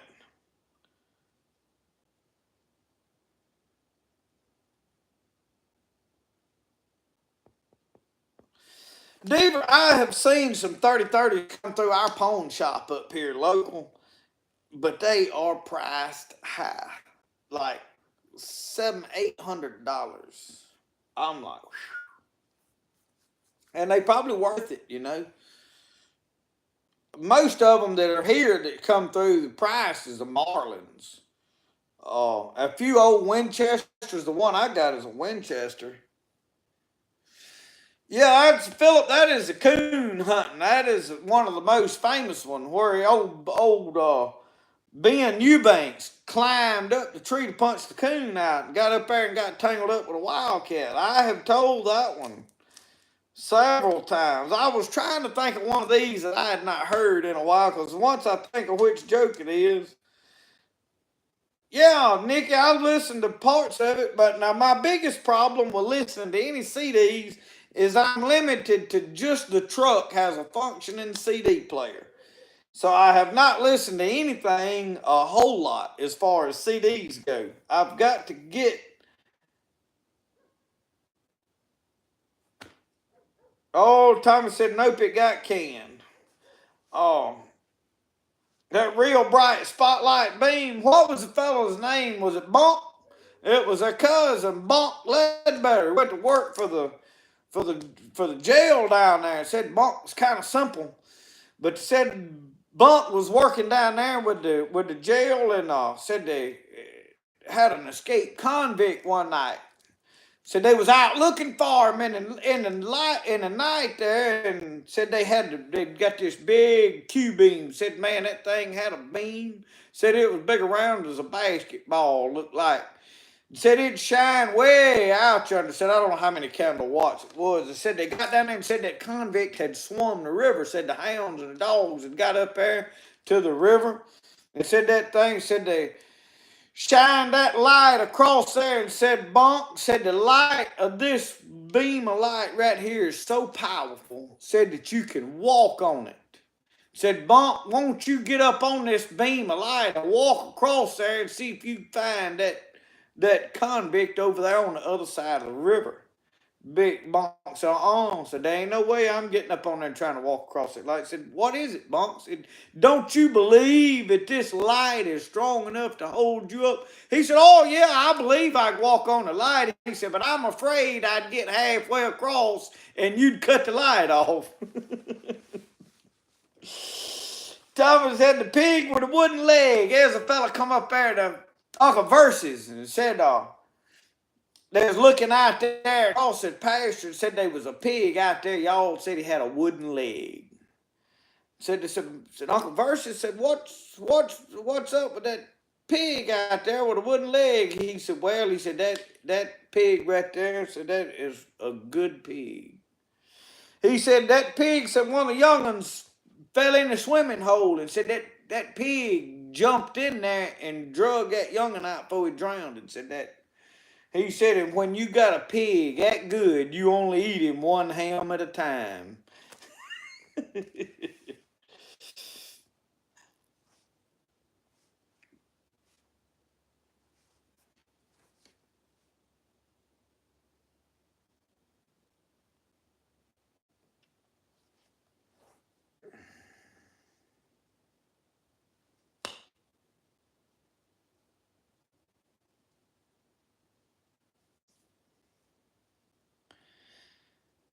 Knock him out, John. All right, so y'all wanting to hear the coon hunt. Knock him out, John. Well, they said back in the old days, said we didn't do nothing but work. And said other than work, all we done was coon hunt. And he said one day, he said we had not done a whole lot. Said we had sharpened 2 sticks of stove wood and drove them down over the net wire fence to fix to where the hogs had rooted out, and then catch the hogs that had rooted out and put them back up, and had a rat kill. Something else they had done, said, but they had shut and shelled some and took it to the grist mill. And said, other than that, said they had a free afternoon. He said, so I hollered at my neighbor way across the sageback, said, hey! And he said, my neighbor hollered back, hoo-wee! He said, that meant I'll meet you halfway. He said, and I got my Dory and old Red, and said, he come with old Brummy. And said, we met out there in the middle of that sage patch, and we went coon hunting. He said, we'd done caught 2 or 3 great big ones. And he said, I had my cob out light on my head, and said, I heard a racket in the bushes. So he said, I whooped my hat around what I had my light ward to. He said, and a beam of light hit a fellow right in the face, and said, it lacking to have scared me to death. He said, because we was hunting on this man's place. I said, Mr. Barron, is that you? And he said, yes. He said, what y'all doing? We hunting. Have you caught anything? Well, we got 3 great big ones. He said, how would you like to spend the rest of the evening hunting with me and John? I looked, and lo and behold, there was John Eubanks. He's a great American. Said John Eubanks he was a great conservationist before that was popular. Said, and he'd have made a great conservationist. He'd be here today. John didn't believe in cutting no tree down. But now it was well known in them days when you treed a coon, it was time to shoot, shake, cut, or climb. And you either cut the tree down, or either you climbed the tree and punched the coon out. John didn't believe in shooting no coon out of no tree. It was against his upbringing. So we got down there and we treed, said them dogs treed against one of the biggest sweet gum trees in all the Ament River swamps. That tree was so big, said you couldn't reach around this tree. I looked at John, I said, John, I don't believe you can climb that tree. Said it hurt John's feet. Said he pooched his lip out, got fighting mad. Said he pulled his brogan shoes off. Said there ain't a tree in all these swamps I can't climb.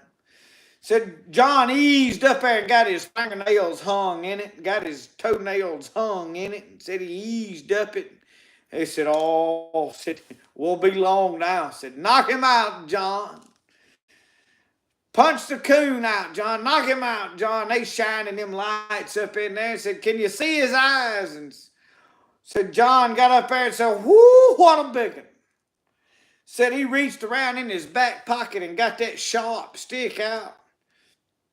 Said, no, we didn't, like I said, we didn't shoot no coon out of no tree. Said we took a sharp stick and punched that coon out of the tree, because at least that we didn't shoot the coon, said, but we had punched that coon out amongst 20 dogs. Said at least he had the option of whooping all them dogs and walking off if he wanted to. Said this is strictly left up to the coon. Said, so John's going to punch the coon out. Said he reached around the back of his overalls and grabbed that sharp stick. Said he punched that coon. Said, but it wasn't a coon. He said, y'all, that thing was a lynx. What we call a souped up wildcat. He said, man, that thing's got great big tushes. Said big long claws. And said, people, that thing attacked John up in the top of that tree. Whole top of the tree shaking. And we're down on the ground. Don't know what's going on. What's the matter with John? Knock him out, John. Said, won't be long. We shine them lights. Said John's hollering, wow! Whole tree shaking. And John, what's the matter with John? I don't know what's happening. Said the dogs got to fighting each other at the bottom of the tree, biting at the bark, and we're hollering, knock him out, John. Said, what's the matter with John? And John's hollering, shoot this thing.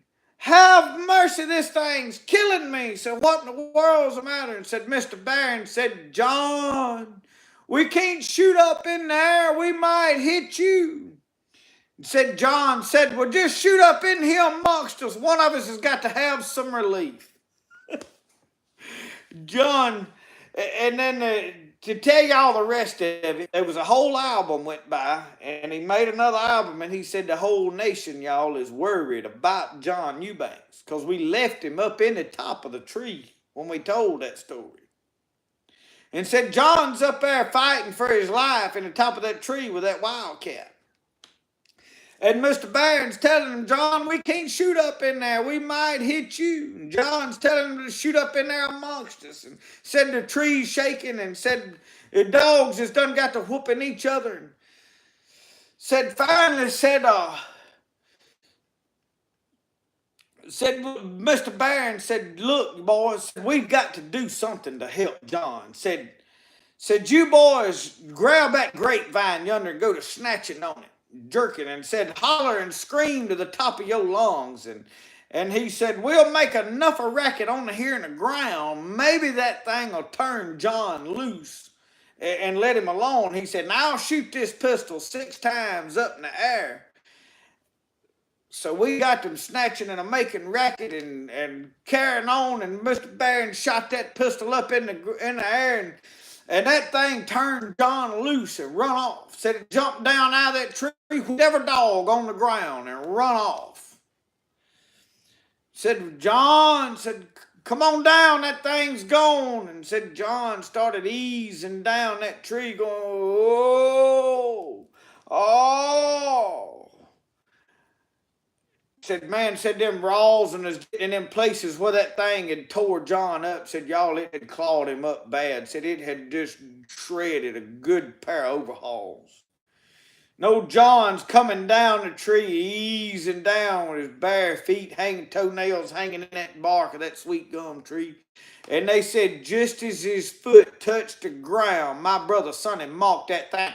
Wow! And said John went right back to the top, all the way to the top. He said, John, come on down. Now we is just joking.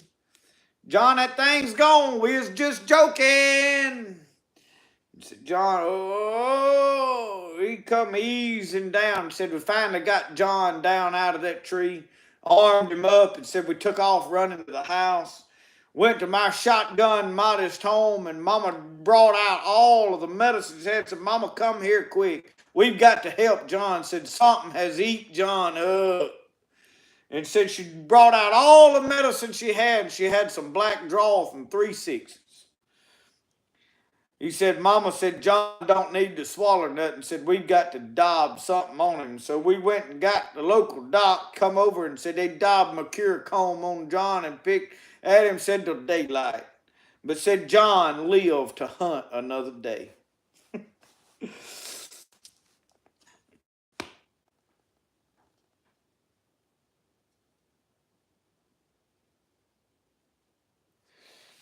I do, y'all. I wished I could remember some of the ones that was on that album I listened to last night, but I can't for the life of me. I can't get it. But yeah, he said that what thing when the link said it's a souped up wildcat. Lord, oh John Eubanks, y'all, he was something else. Good night, Joey. We'll see you next time. I know there was one or two I listened to last night that I was like, man, I have got to remember them jokes, and I can't now. There was one old Ardale Ledbetter. They said old Ardale was out there digging a corner post hole out by the road. Said he had his fence post hole diggers and said he was just a digging, and said they had a new preacher in town. Started up, just moved to the church, and said he was going around visiting folks and doing a little proselyting. Said he come up to Ardale. Said Ardale said, are you ready for Resurrection Day? He said, well, when's it going? Preacher said, well, I don't know. Said it could be today or it could be tomorrow. He said, not sure. He said, well, don't tell my wife. She'll want to go both days. Well, the first thing he asked me, he drove up to Ardale. He said, Ardale, said, are you lost? He said, no, I ain't lost. He said, I've been living right here all my life. I know right where I'm at. That's when then he said, are you ready for Resurrection Day? Yeah, he got a letter from home. He said he was on the beaches of Iwo Jima. Said I was invading Iwo Jima and said they brought me a letter. Said I tore into that letter and opened it up. Said looked in it and said, man, said I went to running and hooping and hollering up and down that sand out there and carrying on. He said, did have thought I'd lost my mind. He said the commandant finally grabbed me and said, son, said, what is going on? He said, I done got a letter from home. And they said, one of them said, well, what is the good news? What has got you so excited? He said, they done throwed a creosote pole in our front yard. Oh, Lord. John, you know what? I'm going to have to admit I'm not familiar with a deputy sheriff getting votes. I'm going to have to do... I've got another album queued up I'm going to listen to. That's like Az Lee and Getting the Hug. I've told that one once before. I'm drawing a blank on these good ones.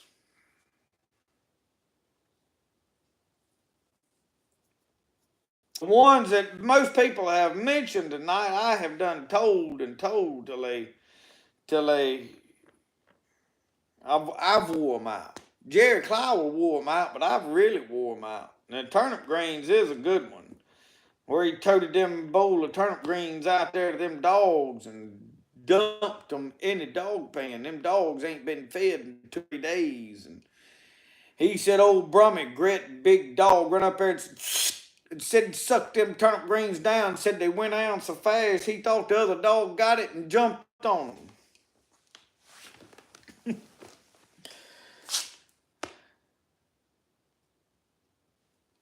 Well, what else y'all want to talk about? Somebody got another one they can remember?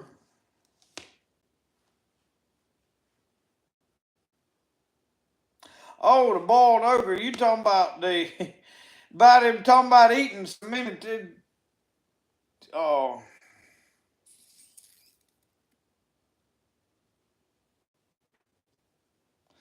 I guess I'm on the wrong one then, Tommy. I don't know. I'm gonna have to go digging through them.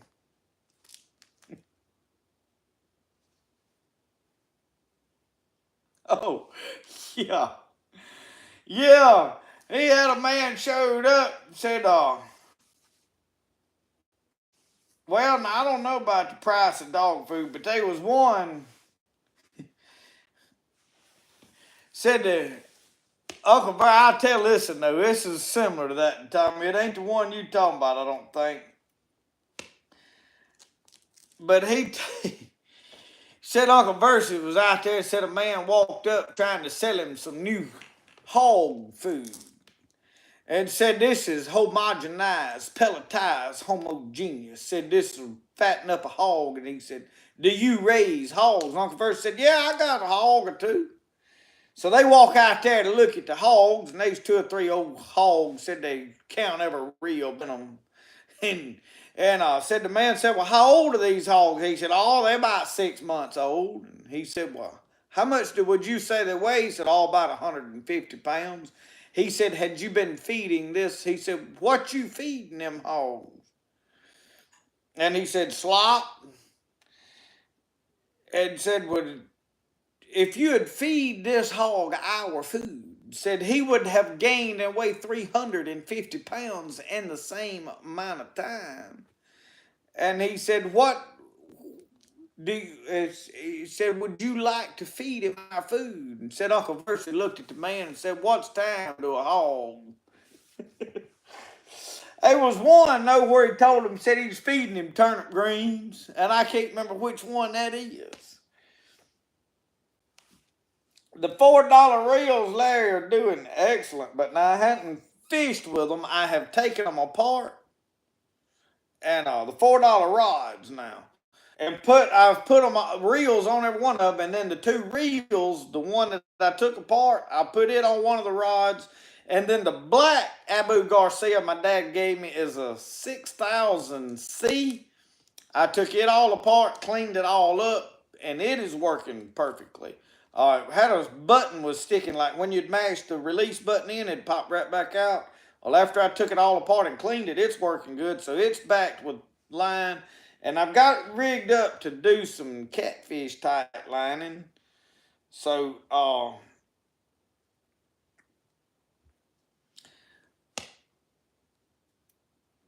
Tommy, I'm with you. I got the joke now. I've got it.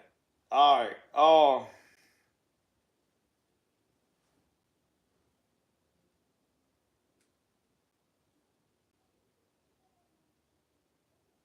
I was looking at comments right here.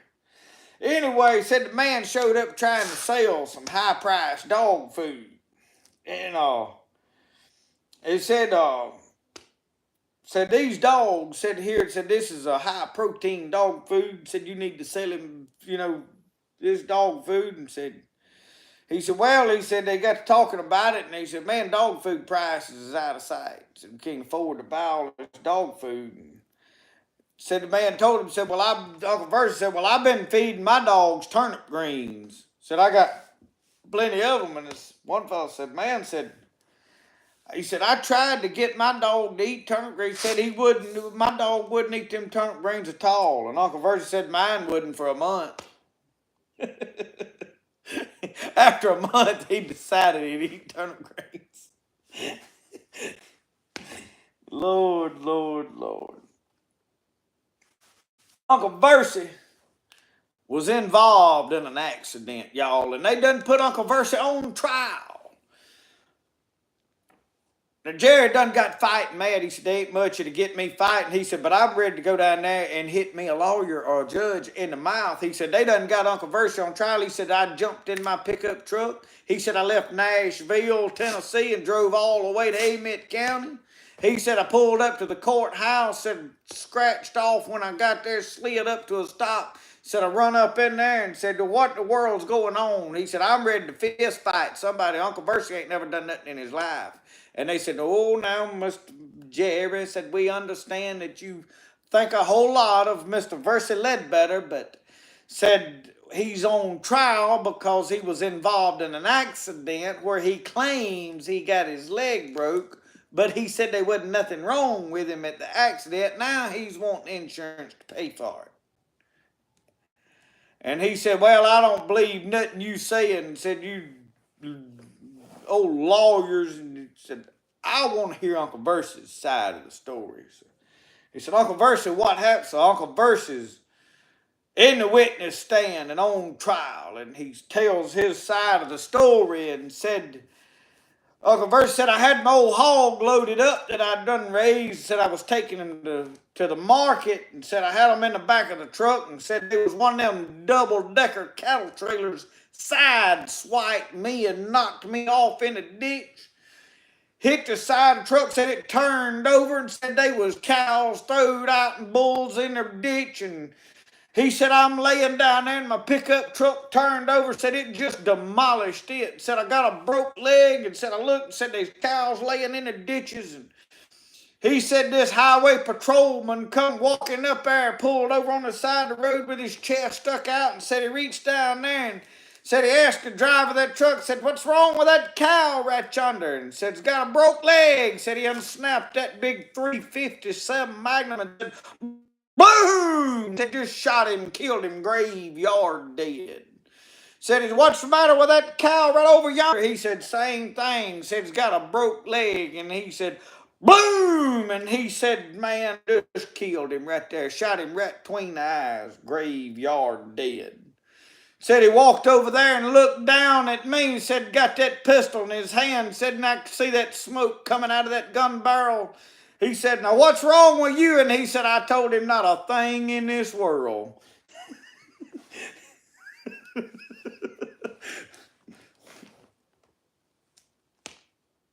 Not a thing in this world. Oh, Lord, Lord. Uncle Versi getting cold nose. That was my old Brummie night. They went out there to get whatever was getting in the chicken coop. Said Marcel had done missed one day of school. Said I was headed to school and met Marcel coming back.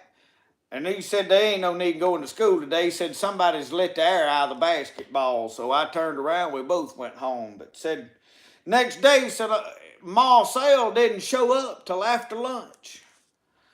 And said, the teacher said, Marcel, said, what you doing so late for school today? He said, didn't you know we had school yesterday and this morning? And he said, well, Prof. Turner said, I'll just tell you.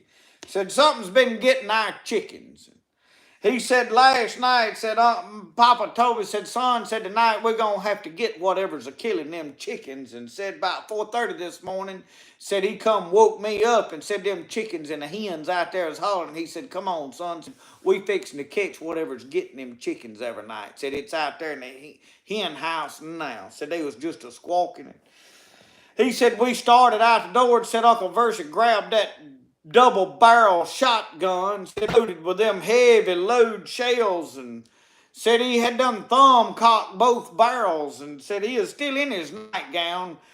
Uncle Versi didn't sleep in nothing but a nightgown. That's it. Nothing else under it at all. Said he's tiptoeing out across the yard and said we was coming around the corner. Said he done had the barrels of that gun aimed at the hen house and said, all right, said we fixing to get that thing now. And he said, about that time, that old dog Brummie come running up there behind us and cold-nosed Uncle Versi right up under that gown. And he said, I've been picking chickens ever since. He said they was feathers everywhere. He let go of both barrels.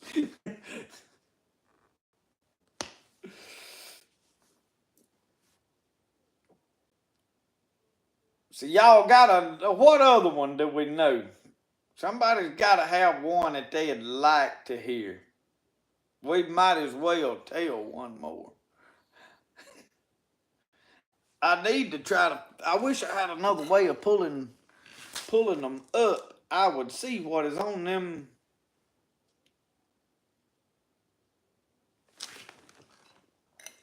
I know what I'll do.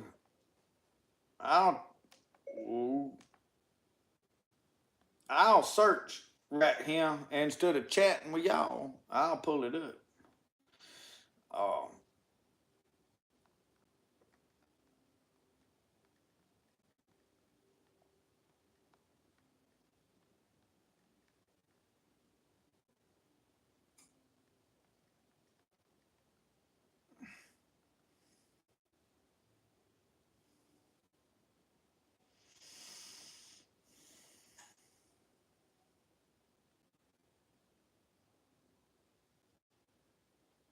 Uh, we gonna find it here if the internet right here work.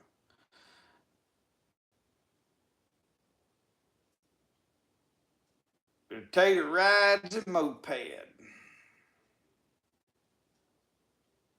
It's the most watched one on there.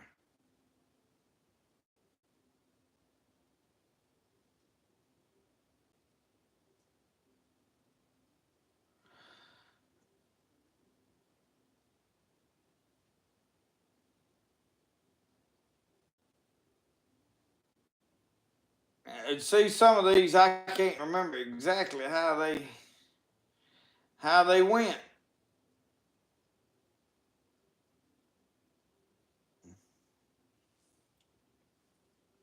So yeah, I don't know. I'm honest to God, I don't know any of the rest of them.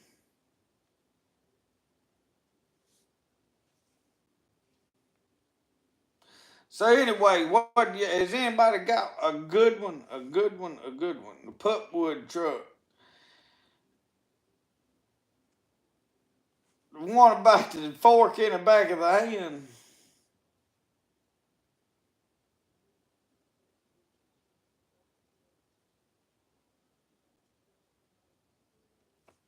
Bird hunting. With a fork in the back of the hand, said they. Let me tell another one first. I just thought about. They said Uncle Versi and Aunt Pet was having to feed the preacher. Said it was always customary for the people to go around and when they had a visiting preacher at the church to feed the preacher. And they said, they knew all the preachers liked a fried chicken.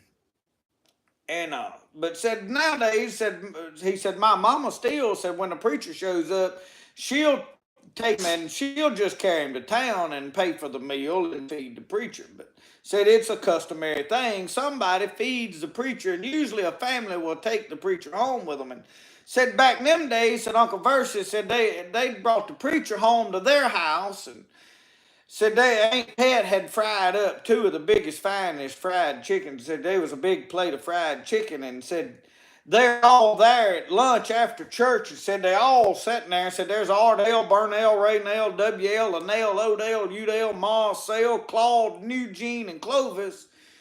And Aunt Pat and Uncle Versi and the preachers all. And said the preacher's sitting down at the head of the table, and said Aunt Pat set down this big old platter of fried chicken right in front of the preacher.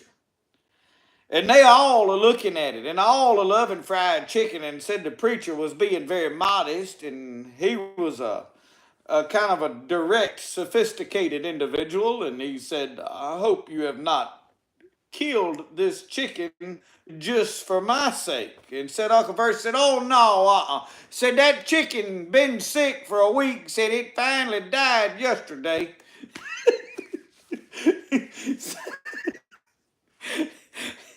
I figured he was trying to, there might be some chicken left.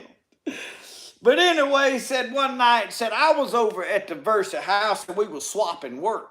Am I talking over your head? In other words, he said it's hard to pull a crosscut saw by yourself. So Marcel had come over and helped me cut firewood and pull a crosscut saw and cut up firewood, and I was over there trading out work, helping them dig a hand-dug well. And he said digging a well's, hard work, but we was digging well and said for supper, Aunt Pat said, would you stay for supper? And he said, well, yes, ma'am.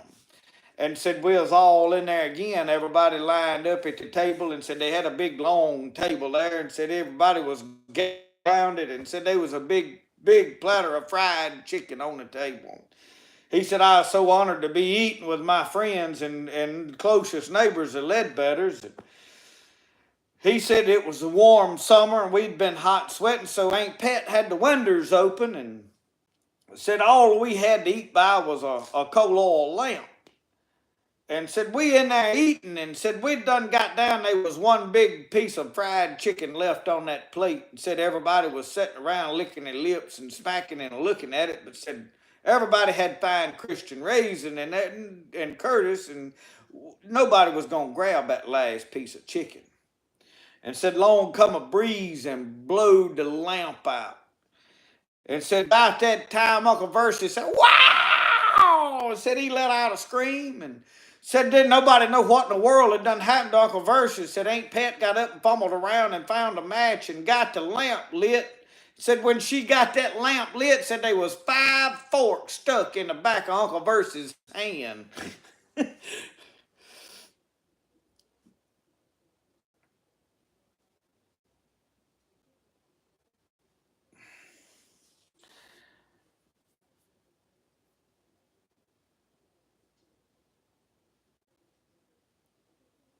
Marshmud, I do wear overalls. During the summer, I like to wear overalls a lot, especially when I'm gardening. I've got where I don't wear them a whole lot. Mine's about wore out, but I do like overalls a lot.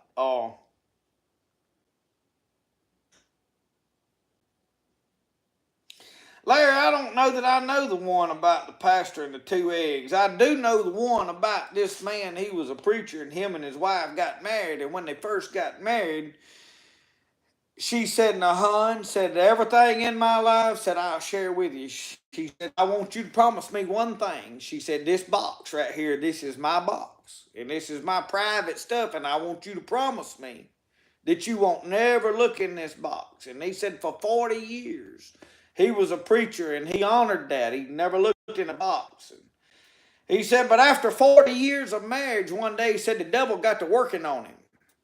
And said he give in to temptation, and he looked in the box. And said there was about $200 or $400, I can't remember, about $457, I think, or something like that in there, in ones and change and all kind of bills of every description. And said there was 3 hen eggs in that box. And he said he couldn't stand it. He didn't know what was all the money doing in that box and in them chicken eggs. And he said he couldn't stand it. Said when his wife got home that evening, he said, "Hon, I've got a question." Said she looked at him and immediately said, "You didn't look in that box, did you?" He said, "Yeah, I've got to admit," said I couldn't stand it. Said I looked in the box. He said, "And I've got to know," he said, "I've got to understand what was what's up with them eggs in that box." And she said, "Well," she said, "since we've been married," said, "every time that you would preach a bad sermon," she said, "I would put an egg in that box." He said, "Oh, praise the Lord." He said, "After 40 years," he said, "I've only preached 3 bad messages." She said, "Well, wait a minute." She said, "Every time that I'd get that box full of eggs," she said, "I'd go sell them and put the money in that box."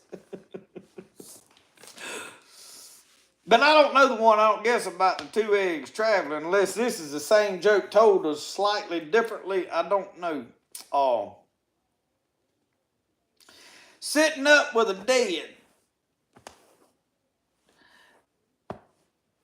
Well, said back in them days, said we sit up with the dead. And said Uncle Denny said he set up and said he worked real hard out in the fields, and said Uncle Denny was old, and Said Uncle Denny was out picking peas, and he said he passed away, humped over out there in that field, and said before anybody found Uncle Denny, said he had done got stiff and rigor mortis had set in, and said he was a humped over out there when they found him, and said they got him out there and put him in the casket, and said they couldn't get Uncle Denny to lay down. So he said they got a couple of them rubber strops and stropped Uncle Denny's chest down and pulled him down flat in that casket where they could shut the lid, and said they had it open for the viewing.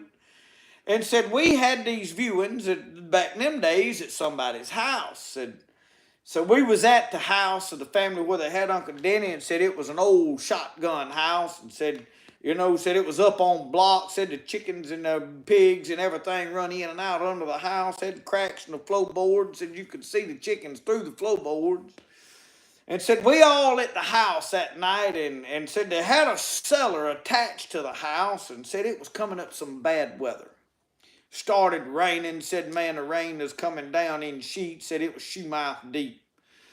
And said all the chickens and the hogs run up under the house, and said that's the only place they was seeking shelter was under there. And he said, man, it was a lightning and thundering and getting bad. Said every time it thunders, said, well, and he said, I was just a young boy, and I was there with Uncle Versi. And said several of other men there, and he said, my brother Sonny, and 2 or 3 more, and said every time it thundered, one of them would say, well, said Uncle Versi, said Ben Jaw going to be sitting up with Uncle Denny, said we're going to go down to the cellar. And said a little bit it thundered again, and said my brother Sonny said, well, I'm going to let y'all sit up with Uncle Denny, and I'm going down to the cellar. Said, and it thundered another big clap and jarred the house, and said, man, it scared, said it was the wind was howling, and said another fellow said, well, Ben Jaw gonna sit up with Uncle Denny, I'm going down to the cellar. And said at the end, said there wasn't nobody but me and Uncle Versi sitting up with Uncle Denny, and said about that time it come a huge clap of thunder, wham! Said one of them old sows that done got under the house and started having pigs, and said she raised up her head and bumped the floor, and said one of them rubber strops come loose on Uncle Denny, and said Uncle Denny sat up in the casket. And they said, Uncle Versi said, well, Uncle Denny, Ben's you gonna set up, I'm going down to the cellar.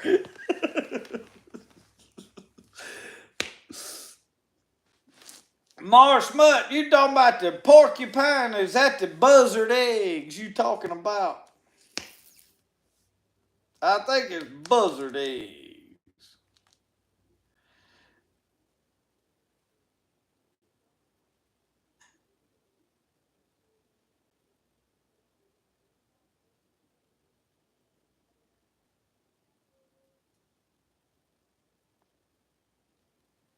Larry, I hadn't heard that one. I'm going to have to find that joke because I have not heard that one. But it sounds like a good one. Yeah. It said there was a preacher, though, said started preaching a sermon and said he got frustrated with the church. He was a pastor, and said he got aggravated at them because he didn't think that they was a living all like they ought to be living, and said he just kind of got red in the face and started screaming and hollering at him. And he told him, he said, next Sunday, he said, I'm going to start preaching on the Bible, and he said, we're going to start first thing, and he said, we're going to preach all the way through the first chapter, the first testament, the Old Testament of the Bible. He said, and we're going to take a short break. He said, and then we're going to preach all the way through the New Testament of the Bible. We're going to preach the whole Bible next Sunday. And they said everybody showed up.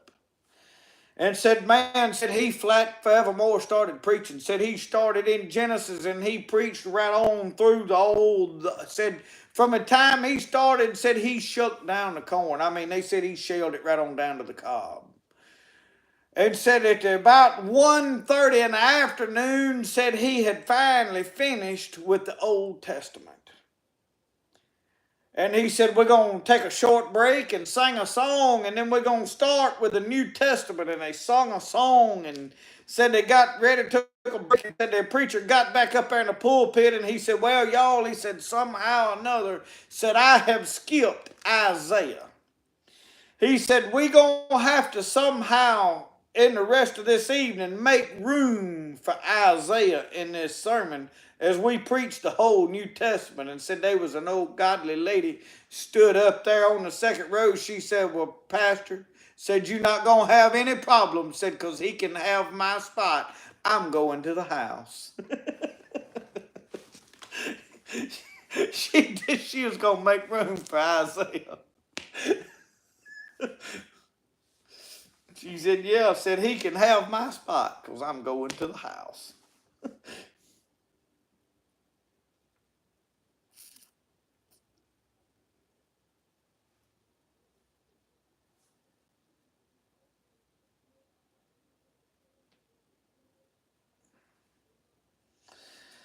Yeah, Tommy, in fact, I think I told that one last week where they took Uncle Zeiss across to the beer joint, said the fella took a fist and hit Uncle Zeiss. And when he said, the fella said, yeah, I did hit the fella. He said, but he pulled a pocket knife on me.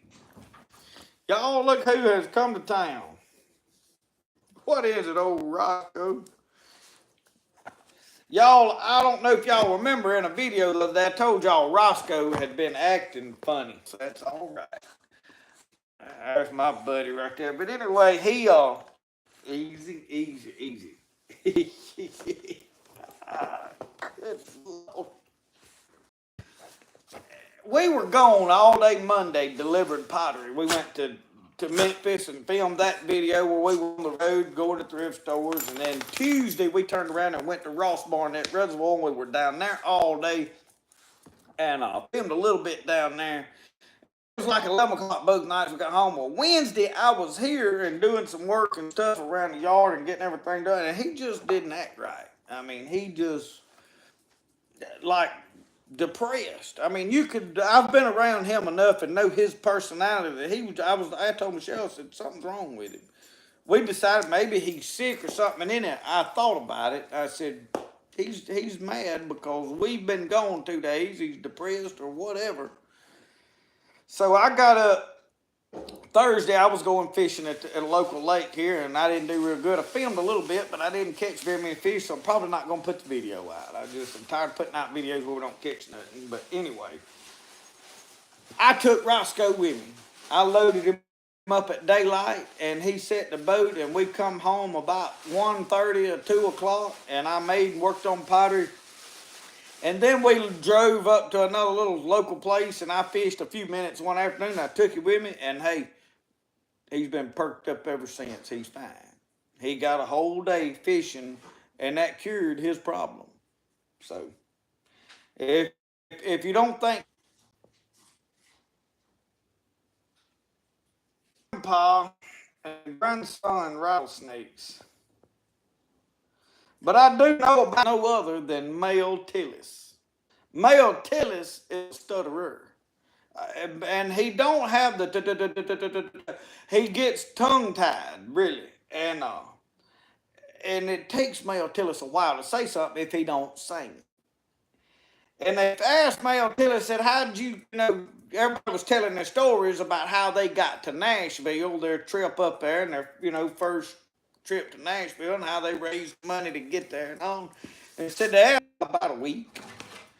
And they said, we really? Said, well, how much? He said, well, I made $451 in 1 week. Where did you do that? He said, selling Bibles. And he said, selling Bibles, said, real, said, well, tell us about it. He said, well, I said,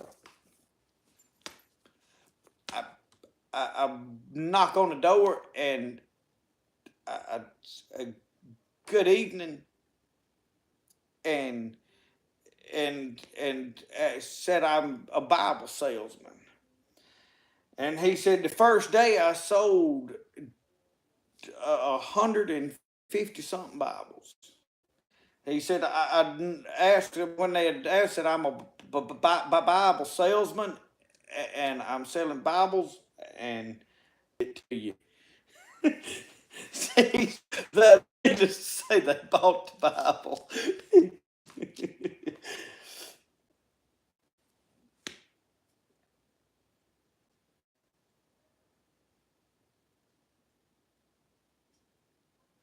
Brian Bunsell.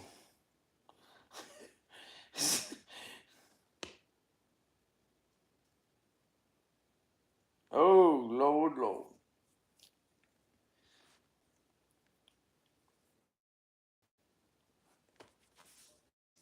Oh,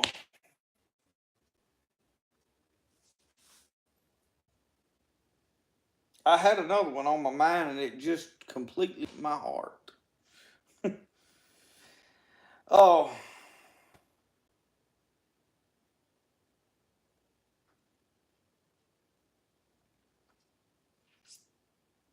about like old Ma Sale trying to sell them possums. Old Ma Sale said he got down, said they went to go and try to raise enough money to go see a Tarzan picture show. Said the prices were high and said we caught a bunch of hides, our good coon dogs, and said, but when we sent the hides off and we got our check, said the price dropped and said our check was for a dime. So we decided to take to the woods a hunting, possum hunting, and said we was just gonna sell possums for folks to eat. Said, so we was in the possum hunting and said down in the Johnson Station community, down next to the railroad, said we was way off down in the swamp hunting, and said we heard the train coming. And said Ma Sale broke and run and got straddle of the railroad tracks and took his red bandana and wrapped it around that lantern and went to waving a lantern, flagging that train. I said, Ma Sale, what's wrong with you? He said he didn't worry, flagging that train. Said, y'all, 100-car banana train screeched to a halt. Said the engineer and the fireman jumped off and come running up there and said, what kind of an emergency do we have here? And said, Ma Sale said, I wanted to see if you wanted to buy a possum. Man said, you must be an idiot. He said, you mean to tell me that you have stopped a 100-car banana train wanting to know if we wanted to buy a possum? He said, but inasmuch as we've already stopped here, he said, how much do you want for him? Marcel ain't called him yet, just wanted to see if you wanted one. But you know, they said old Brummy was a gritty dog, and said old Brummy was a good possum dog, and said old Brummy was smart. Said old Brummy, said you just show old Brummy a stretching board for a coon. And said old Brummy would go catch one that size, it'd fit that board. And said, man, said we caught a lot of good coons with old Brummy. Said he'd grab one, said he was vicious. Said, but we lost old Brummy. Said one day, said it got hot in the house. Aunt Pet had been cooking. Said the house done got hot. Said Aunt Pet was doing some ironing and said she come out on the front porch with an ironing board and set it up out there to do her ironing out on the porch, and said old Brummy saw that ironing board and said we ain't seen him since.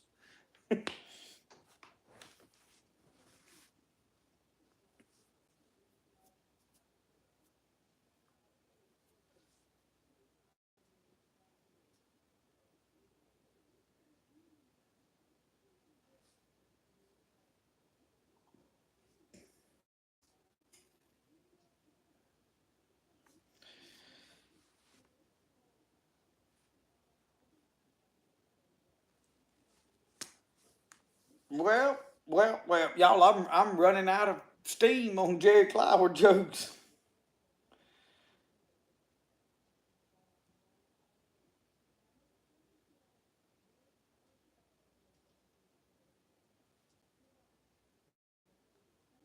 I'm reading Ken's tale here.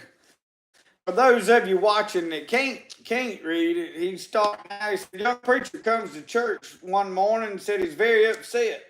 The senior preacher asks him what's wrong, and the young preacher tells him that someone in the congregation stole him to preach on the 10 Commandments.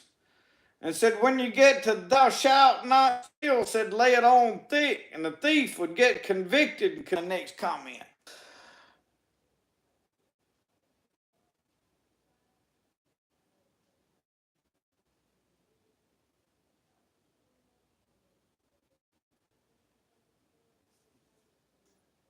We done tapered off to about 46 people. Folks said they done had enough of this mess. We're not gonna listen to this man try to be funny no more. Ain't gonna put up with it. So he preached on the 10 Commandments, but he never lays it on thick when he got to thou shalt not steal.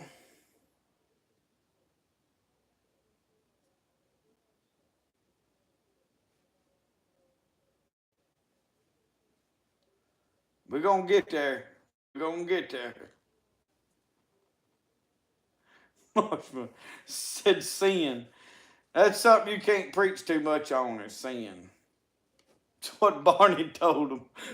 He said that Barney, that ain't even what he preached on. Oh, Lord. Is anybody got a nerding or another topic? What do y'all want to talk about now? We're not gonna be on here to grit on a while. We fixing to wind this episode because I feel like y'all probably got something better you could go do.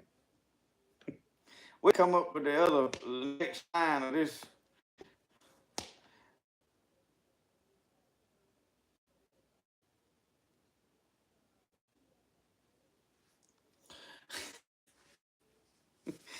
So anyway, he said he preached on the 10 Commandments. He said he never laid it on very thick. Said when he never got to thou shalt not kill. Said the senior pastor asked him, said, well, what happened? The young pastor said, well, when I got to thou shalt not commit adultery, I remembered where I left my bike. Oh, Lord. Oh, Lord Jesus. Did I catch some suckers? Larry, the water in the swamp is flooded. And I've got to have the water down low so that it's barely running across them low water crossings and where I can gig them or something. And it is out of the banks right now. There's no getting down even to them. Cindy, good night.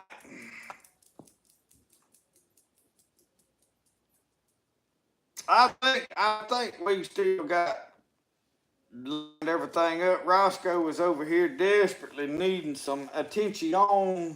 We're gonna go pile up and get to bed, ain't we? We're about had enough.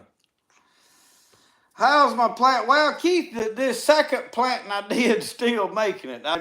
Whether y'all all know it or not, I completely killed the first set. Everything I planted the first time come up was doing beautiful for about a week or 2 weeks. I don't remember. And I was out there sanding pottery. Me and Michelle was one day. Had a whole bunch of pottery we needed to get loaded in bins for an order we was trying to get finished, and we was rushing around. And I set them outside to harden off. And y'all know seedlings have to set out for like an hour, 2 hours to harden off. And then you got to bring them back in because too much sunlight will just kill them. Or you can't just put them out there and plant them in the dirt, without never have seen sunlight. Well, I put them out there for about 2 hours or an hour and a half or whatever. And I thought about them about dark that afternoon. And when I got back to them, they was all laid down taking a nap.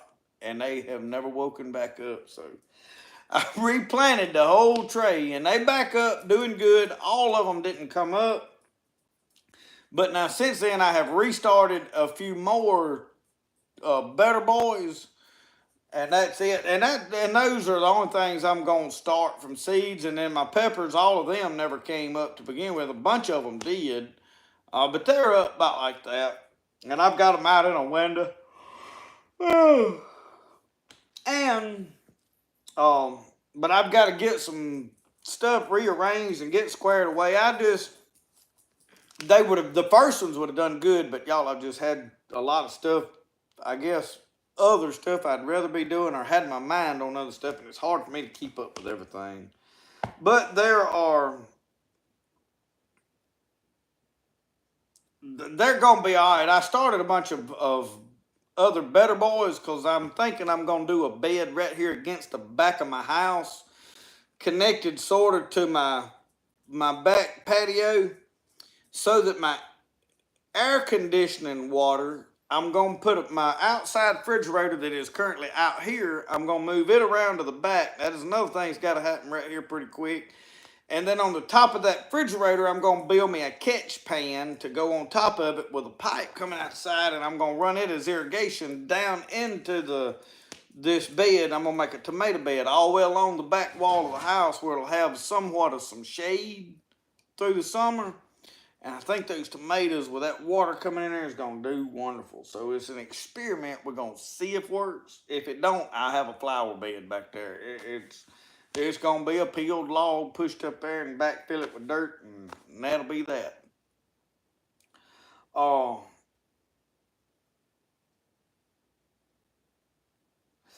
You know, right now, y'all talking about the rain and all, got to be real careful. I've got a good patch of turnip greens back here. I've showed them in several videos, but I have got a problem with my turnip greens now. Y'all, the catfish is eating them up.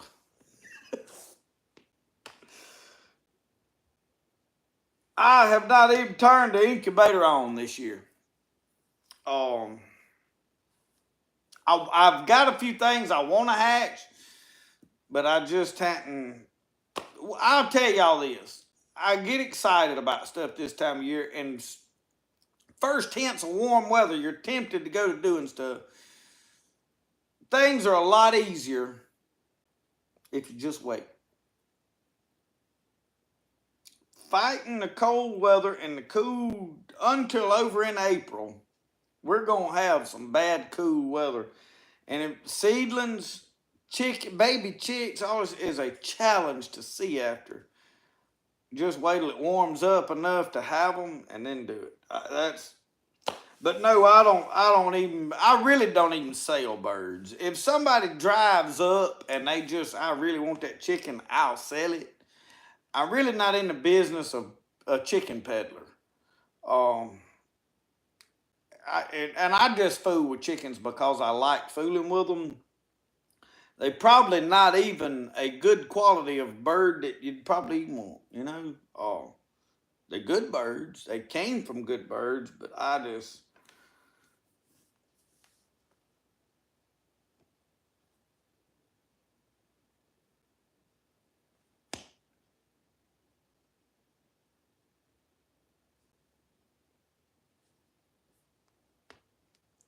Marsh Mud, I think now that you mentioned, I do remember them selling sweet gum balls to them kids is porcupine eggs. Yeah.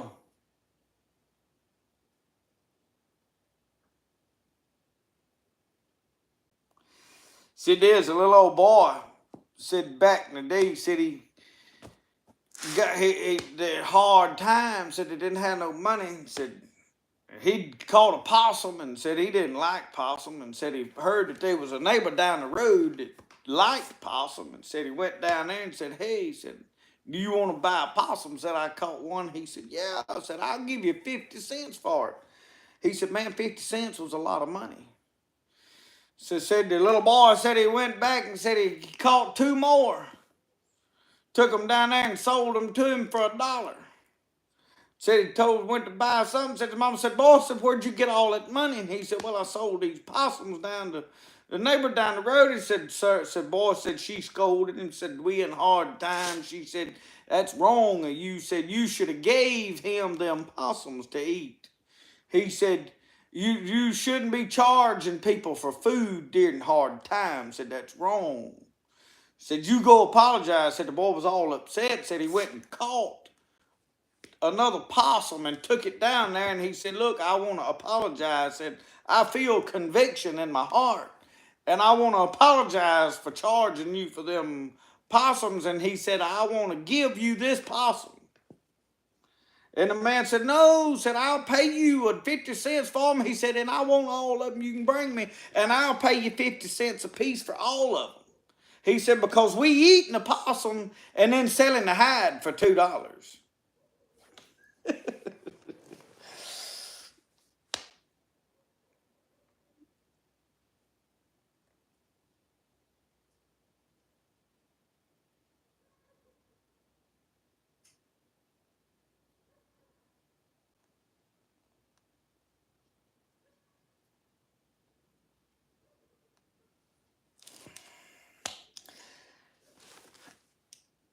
I have never, Tony, I have never smoked any fish, but I have inquired about it and I have been discussing it. I've got this smokehouse out here and I have never attempted to smoke fish. Me and somebody the other day was talking about what would smoked crappie taste like, or smoked catfish, or any of the fish we have here. How would they be smoked? And I mean, they can't be bad. They smoke other fish, so at some point this summer we may try it. Now, my biggest struggle is figuring out a way to do it right. I don't have the correct methods. I don't know if I need to salt them or if I need to just get smoke rolling and strictly smoke it.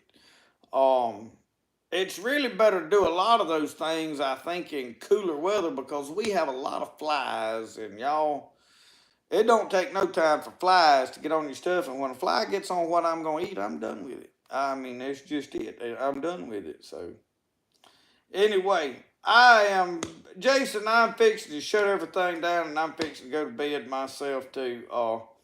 We are almost 10 o'clock, and I am trying to be like 10 o'clock is my max cutoff, and because I know y'all got other stuff to do, and I was a little late tonight starting, so we've really not been too god awful long, but still, we've been 2.5 hours, ain't we?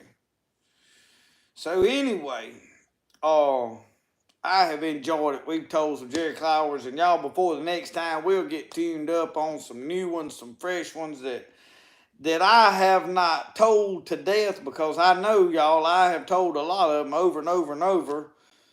And I try to slip one in a good cooking video every now and then, but I like to tell a fresh one when I do that. And I'm digging into some of these old albums and listening to some stuff that I have not listened to in years after I have discovered it. I've got a lot of the albums. I've got the main albums. I've got all of the ones that you can just buy on iTunes, especially. I've got all of them with all the Ledbetter Olympics and all of that stuff. But I like to find stuff that I hadn't wore out, but they always good. But I've enjoyed it, and thank y'all for sitting here and chatting with me and bringing topics to the table. And thank all of you that do sit down and take the time to just hang out. I feel like these episodes are just a good chance for us to sit down, have a cup of coffee, and chit chat and bring up topics and discuss things or whatever. And sometimes it gets into religion, and sometimes Jerry Clower, and sometimes hunting and fishing or whatever, which is a good thing for us just to sit down and just, hey, relax and enjoy some life. And that's what my lives are about. I try not to just make a topic that they're gonna be on. That way it's always a surprise, I guess. But I want y'all to know, y'all, I really appreciate that you take out of your valuable time and spend it with me. I don't take that lightly. And as me and my wife were talking today, y'all, I promise you, I'm not going to let any of this go to my head. I want to be very careful and be very humble, y'all, because and in reality, sometimes I look at what's happening here with this channel, and it blows my mind because I'm just an average old country boy. I'm not anything special. I'm not better than nobody. And I'm blessed to have all of you guys want to listen to me and hang out with me. And y'all, I want to do the best I can to provide entertaining, valuable content. Not because I'm so intelligent and I know so much, but because I let the Lord work through me. And I want to bring happiness. If you're not a religious person and you're not seeking religion, if I can just put a smile on your face and I can just make your day better, it's still a job well done. But I encourage you the reason I can enjoy life like I do is because of the Lord, and I want to give God praise and glory, because everything that you see here and you see in me is because of Him. Without Him, I'd still be a drunk sitting on a bar stool down there. So I can't end this without saying thank you, Jesus. And God bless all of you, and I pray for all of you, and I want y'all to have a blessed week. And I don't know if I'll have a video tomorrow or not. I am trying to wrap up some things, and I hadn't done a lot of filming this week. I've done a little, like I said, I filmed a fishing video. I really didn't catch a lot of fish. I really hate to even put the video out because there ain't a lot of footage on it. May wrap it into some other stuff. We'll see. But I've got some things I need to be doing outside, so I may get one filmed in the morning and get it out. We'll see. But if not, just in time, we'll definitely get filmed Saturday and be out by Sunday. So thank y'all. Remember, the best way to do things is the way you like to do it, and we'll see y'all next time. Y'all have a good one. Good night, everybody.